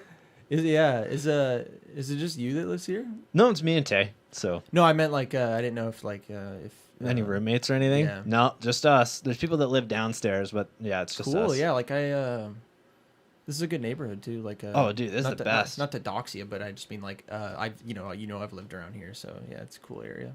Yeah, I love this area. This is like literally the best place in Kitchener to live, at least in my opinion. Like, we live far enough away from the city that, like, you know, It's perfect. people yeah. don't come over here very often, and we live just close enough that, like, we can still order fucking skip the dishes and everything. You know what I mean? Yeah. Like, there's still stuff over here, which is nice. Like, I would hate to be even further that way. Like, I don't know if I you can know? say this, but can I talk about that farm? yeah. farm- Oh, yeah. I've farm- talked about that farm all the time. Yeah, like, dude, that's so sad. I've walked by that so many times and just be like, yo, these people got fucking emus in their backyard, dude. Dude, Waraz, the space emu. Only a few people will understand that, but yeah, definitely. There's some emus over there. They got goats. They got everything. Dude, I Like, feel so bad, but a couple of years ago, I saw this Facebook post, and it was just, I think it was from the people that live there, and they just like, yeah, like someone will. It's sad, like someone like let one of our emus out. And oh it's my like, god. And I'm just like, I feel terrible. That sucks. I would have totally helped look if I, Yeah. I think I was not in the city. Like I might have been in Chatham on co-op for school, Right. but just like, yo, like imagine you just fucking see an emu. Dude, so crazy, eh? Like just running down the road or some shit, you'd be like, "What the fuck? Like, is this Yeah, Australia?" Like, they where the have fuck am I? fucking chickens and like roosters that literally just walk underneath the fence and then they get onto the trail that's near here. Oh, really? So they'll just be walking down the trail and there's just like a fucking gaggle of chickens just hanging out. Like, Yeah. what the fuck? I've had man? chickens before. They're cool. Yeah, my mom has like a free roam farm where she's just got chickens and fucking ducks and like a bunch of crazy That's shit sick, that just yeah. lives there. I'd love to have pigs. That'd be cool. Yeah, pigs But are really cool. I wouldn't like harvest them though. I would just have them. Yeah, she had two, and she ended up fucking harvesting both of them. And like since then, she will not like get any animal that's even close to that because she was saying that like pigs are just such loving animals, and like she won't even eat like bacon now. She won't eat any pork, which is just so Yeah. funny. I rarely eat pork, to be honest. It's not. I don't know. I was a vegetarian for like a couple of years, but, yeah, I don't know. Pork's a weird one because I don't know. Yeah, Pigs are too cute and intelligent. yeah, exactly, dude. This has been awesome. We're having a great time here. Basically, the way that I always lay these out is that I have like 20 to 30 good questions that I write just in case like somebody is really straight to the point. Mm-hmm. And we've done like 3 or 4 of them on here, and like. At the end, we should try and rapid fire them though. If Yeah. I mean, we've only got a couple more minutes because I got to get going at 1, and it's do you wanna 45 try and minutes shoot to through 1. them now, because I feel like Yeah, we had so let's much do it. good conversation that it's chill. But like, let's try Yeah, and let's rapid do fire it. them. So one of the things that I would love to chat about is my favorite video game of all time, Skate 3. Oh, So it was just announced that Skate is back. Now, Oh, dude, there's a that's so reason fucking why I'm sick. saying Skate is back, is because that's what EA said. They never said anything about Skate 4. They didn't Oh. say anything about Skate 4, but Oh, true. everybody is assuming that they mean Skate 4. So my thing Oh, is like, maybe they're just remastering. that's the thing. I'm really worried that they're just taking all the Skate games and putting them all on one map. You know what I mean?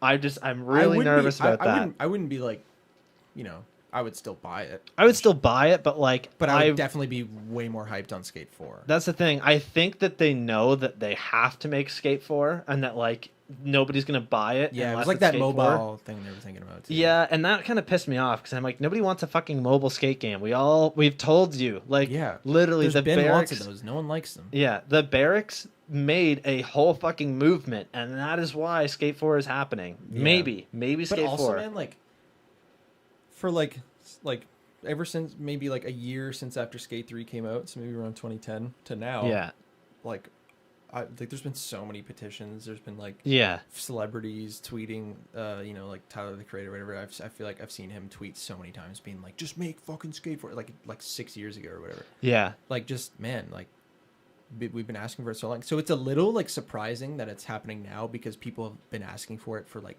5 or 10 years. But also like, I don't care. I'm stoked. I don't know what consoles it's gonna be on. Like, I know like probably like the newest. It'll be on PlayStation and PS5 Xbox, and Xbox. but like I don't have any of those. Like I have a PC and I have a Switch. So, Yeah. like, but dude, honestly, like if There's a that shit, new skate game coming out for the Switch, though. oh yeah, Yeah. What is that one called? Skater XL, maybe? yeah, Or- it might be that. I know there's There's two. two, yeah. Yeah, Skater XL Which, might be like- the one that's on the Steam or whatever. I'm so fucking pissed that, like, all of a sudden, all these people are making skateboard games. Well, I guess we should probably get back into it. Maybe it's like, that. Also, fuck I've been you. fucking with the corner of this the entire fucking. Oh, it's all podcast, good, and man. I'm sorry. But yeah.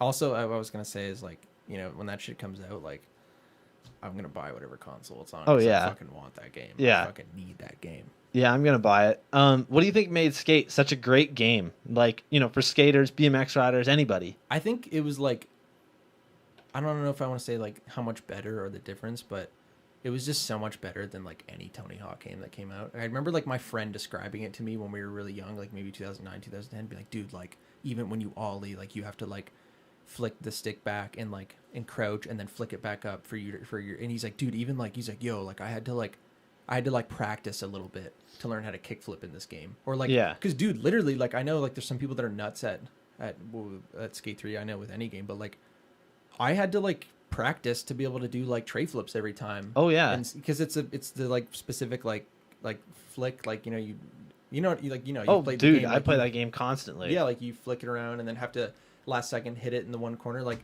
I think it's the fact that you actually had to like it gave similar. The Like- realistic, like, controls. Like, it was Yeah. so different than, like, I think for me personally, the reason that I like that game so much is that, like, one, the controls were, like, awesome. They were so Yeah. good. But two is that, like, when I played the Tony Hawk games, it always felt real weird. Like, Yeah. the guy It's too literally, much. he goes 600 feet in the air and comes down. Like, Yeah. without even any of the, and just like kickflip is like B or whatever. yeah, it's like you have to hit all these button combinations, which, like, isn't a bad thing. It was but still it was fun. I played the shit out of like Tony Hawk Oh, yeah. Underground and like Pro Skater shit for like I remember I had one of them for like Game Boy or something. Yeah. But also just like, and I know you like people will still make like, okay, like Skate 3 is still not that realistic, like because yeah, I mean I can go on Skate 3, put it on easy mode, go to a fucking mega ramp and do like a fucking Christ air front flip. Yeah. Like I know that you can do that and it's still crazy, but you can also put it on hardcore and go to like a little street ledge and like and actually have to like work to get like a fucking blunt or something on that. That's how I play. I think yeah, like it's I mean also I think that's how everyone plays after they've played the shit out of Skate 3. Yeah. I remember during Christmas time I found my Xbox 360 in my garage and I was just like what the fuck, and it didn't have any cables with it but Skate 3 was inside it. I was like pretty sure. Yeah. So I went to like Microplay, bought like the cables and then plugged it into my TV and Skate 3 just booted up and I was like oh what, and I played it for like 3 weeks straight like all day. Oh, fuck It was yeah, dude. fun. And but yeah, when you play it enough you're kind of like you kind of have to play it on like hardcore and try and do like weird shit or else because it gets really boring if you go to like the super ultra mega Yeah. park and just like do backflips for an hour and then you're like okay I'm bored. Yeah, no, then- I've always played that game for like the park builder, and also like for the most part I play that game super realistically. Yeah. Like I always make like really cool street plazas or anything like that. So Are there any good BMX games? there's one that's coming out, but they haven't actually like finished it yet, but they have like I guess it's like a early release on Xbox One and like PC, and then also there's Matt Hoffman's Pro BMX and then Dave Mira's Pro BMX, but those are old Yeah, I games guess and like Matt Hoffman's kind of like the Tony Hawk of the BMX where like dude, everyone knows yeah. his name and shit. absolutely. You know what's crazy? And this is going to blow your mind, but everybody that's listened to this show before is like, really? He's bringing this up again? The first ever I don't know. 900, the first ever 900 on a BMX bike happened in Kitchener at fucking UW. What? Yeah, I that's didn't know wild, that. eh? That's crazy. Yeah, it happened right here in Kitchener. I've reached out to Matt like so many times, but I just haven't been able to get a hold of him. And like, Yeah. I've got enough people now that have done the show that are like huge names, But like, also, if you could somehow, and I'm sure you've definitely thought about this, asking one of the huge names that's been on the show yeah, I'm gonna to ask. hook you up with him. That'd Yeah, be cool. that's on my list. But my thing is, now that I'm done episode 50, I have to wait to 100. Like, who else am I just gonna put him at? That'd be Episode so fucking 69. legendary, dude. Like, yeah, he's gonna be guest 100 for sure. I'm gonna make it happen. So. Anyway, yeah. What's the next cue? Oh man, let's see here. We got about 9 minutes Yeah, left, so try and let's go power faster. through Yeah, this. yeah. I'll give like a sentence or two answers. For You gotta sure. Cut me off though. So let's see here. Let's talk about the local skate scene. Who are some of your favorite locals, and like what are some of your favorite local spots? Favorite local at the moment, like Tyler. Honestly, is probably one of my favorite local skaters, just because he's like. You should check out his Instagram. Like I think it's like Tyler_ends Yep. or something like that. He's just like so fucking consistent. Like he like tray flip the bank to bang, tray flip the kicker, tray flip the 3, That's tray sick. tray flip the 6. Like he just every time. Yeah. Like go to McLennan and watch him skate for like 10 minutes. Like if you watch him fuck up a tray flip, like I'll give you $10. Who do you think's underrated in the community? Honestly, probably him right now, just because I feel That's like rad. not that many people like know him because he skates McLennan Yeah, every day, and not a lot of people go to McLennan anymore, and he goes there like kind of late, so like I feel like not a lot of people like know him personally. Like maybe that's just people I know, but like, and he's definitely like one of the best in the area. Obviously Kobe, like Kobe's. I think you could probably say Kobe is like the best in the area. yeah, I think I honestly like I might be fucking up and leaving someone out. Probably Luke Shearing is but also like why do I don't have to say he was the best in the area, but like in my like homies and like friend group, like Kobe just like is fucked. Do you know Ryan Barbosa at all? Oh yeah, he's really Dude, good too. he's fucking unreal. Oh my god. Yeah, he'll just like do a big ass backside flip on like anything, and it's Dude, just like, what the fuck? That fucking guy literally just like does flip in, flip out all day on rails. Like Yeah, literally that Kobe little too, flat yeah. bar at the odd, like all fucking day. Yeah, that guy's pretty fucked. But yeah, Kobe will do like kickflip, back tail, backside flip out or some Yeah. shit. And like, oh man, like Kobe's pretty nuts. Yeah, so like right now, like people like local skateboarders that are like good and to keep an eye out for, definitely Kobe and Tyler. Hell yeah. AIDS too, like AIDS is always killing it. Errol for sure, aka Burnt Toast. Oh yeah. Am I pronouncing that right? I don't know. Let's see. They were saying that they're the best. Arrow as well then. Oh, Ariel. Ariel, there we go. Oh yeah, it's Ariel. I have like mass dyslexia, so I am terrible with names. Sorry, it's friends. Ariel has like probably like one of the best kick flips in the group. Hell yeah, man. In his nollie, I think nollie heels are pretty fucked too. He just like does them up to his waist, and That's like rad. they just look like skate 3 kick flips. Fuck yeah. No cap, no exaggeration. His kick flips are literally like skate 3 kick flips. That's fucking wild. But yeah, honestly, Tyler, Kobe, Cool. AIDS, Luke Shearing is. Like, have you seen any of the shit Luke Shearing's been doing? Like, do you know who that is? I do know who it is. I haven't seen any of the stuff he's doing in a long time though. Dude, like, Yeah. he's fucked. Let's have a moment of silence for him. No, oh man, he's so fucking good. He's done like crazy shit. I think he did like, nose blunt down the Skydome 17 or some shit like that. Wow, that's wild. Or it might have been some other set in Montreal or some shit. I just know there's Yeah. this massive set that he did a nose blunt on, and there's this clip of like hundreds of people around it because there's like a jam or something. Yeah. And he just nose blunts it. Everyone freaks the fuck out. Like, That's wild. yeah, I think he rides for like Darkstar, and I feel like he's fucked. Or like when he comes and skates McLennan with us, sometimes he'll just like, oh man, he's so fucked. He's just, unreal, Like, he'll eh? like blunt slide the entire hubba and like Damn. kickflip out or something. That's like that. Or, wild, like, yeah. oh, he's so fucked. All right, so let's do our fan questions today. If you guys in the chat have a question for Luke, let us know now. Otherwise, we only have one. So Carter asks, what's the best skate park in the Tri-City area, and what is your favorite park? Best skate park in the Tri-City. I don't know. Like, I mean, objectively, like the best park in the Tri-City is probably like, I don't know. I would say Fisher just because it's like all around. Like it has that gnarly bowl. It has the bowl, has the good street stuff. I know the bowl is really gnarly, and it would like no, it would there would be no contest of it being the best park if the bowl was a little more mellow. But you know, it just the street has everything. It's nice. The quarter's really nice. It has like lots of ledges. Like I would say that's arguably the best park in like KW. Yeah. The Cambridge Park is really sick, and I would say Silver Creek is like also would probably be up there for being the best in the Tri-City. I don't know if It's Riverside, right? no Oh, no, that's Churchill. Silver Creek. That I'm talking about Guelph. That's Oh, not the yeah, Tri-City, but also yeah. that's like a huge honorable mention. That park is sick. That park's unreal. But he said best and my favorite, or Yep, best in your favorite. my favorite is probably McLennan. That's just rad. because Yeah. like, Too many memories. Like I learned. I think everything I know in terms of like park skating was learned at that park, and just like I still go there. Like I was there yesterday. Like, yeah, it's my favorite because I still like to skate it, but also like the nostalgia, and I just like I literally was skating there before it was even open, and I'm still skating it. And, wow. like, you know, it's like my favorite park for sure. That's rad, man. Other than that, let's end it off here. So we got one last question for you, and this is from me. What is your advice to someone who's trying to start an online business? I know you've only been at it for a couple months now, but I think people never get to hear about the beginning, right? So yeah, like I think the number one thing is something we touched on earlier, and that's just like don't like debate on things, don't think about things too much. Like just get started, even if you like fuck things up and do it wrong and need to regroup and restart or whatever. Like just start it. Start making the steps to get it going. Like just don't even, or like talk to people that have.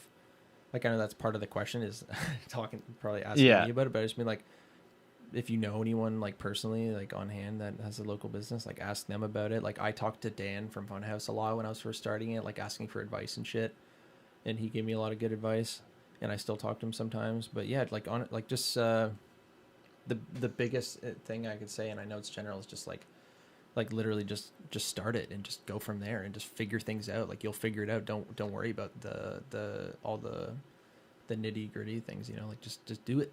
Hell yeah. Put on your Nikes and just do it. Yeah, You know what's funny is that Burnt Toast totally typed that into the chat the second that you said it, which is funny. Yeah, I mean, I know that like there's probably tons of other like little pieces of advice. Like, oh yeah, like make sure you put all your shit in an Excel sheet. But just, you know, like that is an actual piece of advice. But you know, I think Just go for it, right? Yeah, just go for That's it. a good way to do it, honestly. Like you won't.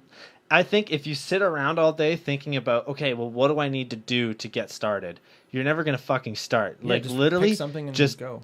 go. Just fucking figure it out. Like as you go. I was messaging distributors before I even even had the business registered. I think like I just was like I was just doing shit. I was like sending emails already, you know, like Hell yeah. And if I didn't do that, I don't know if it would have made it at all. So. Fuck yeah. Well, that's honestly, that's probably the best advice that you could give somebody.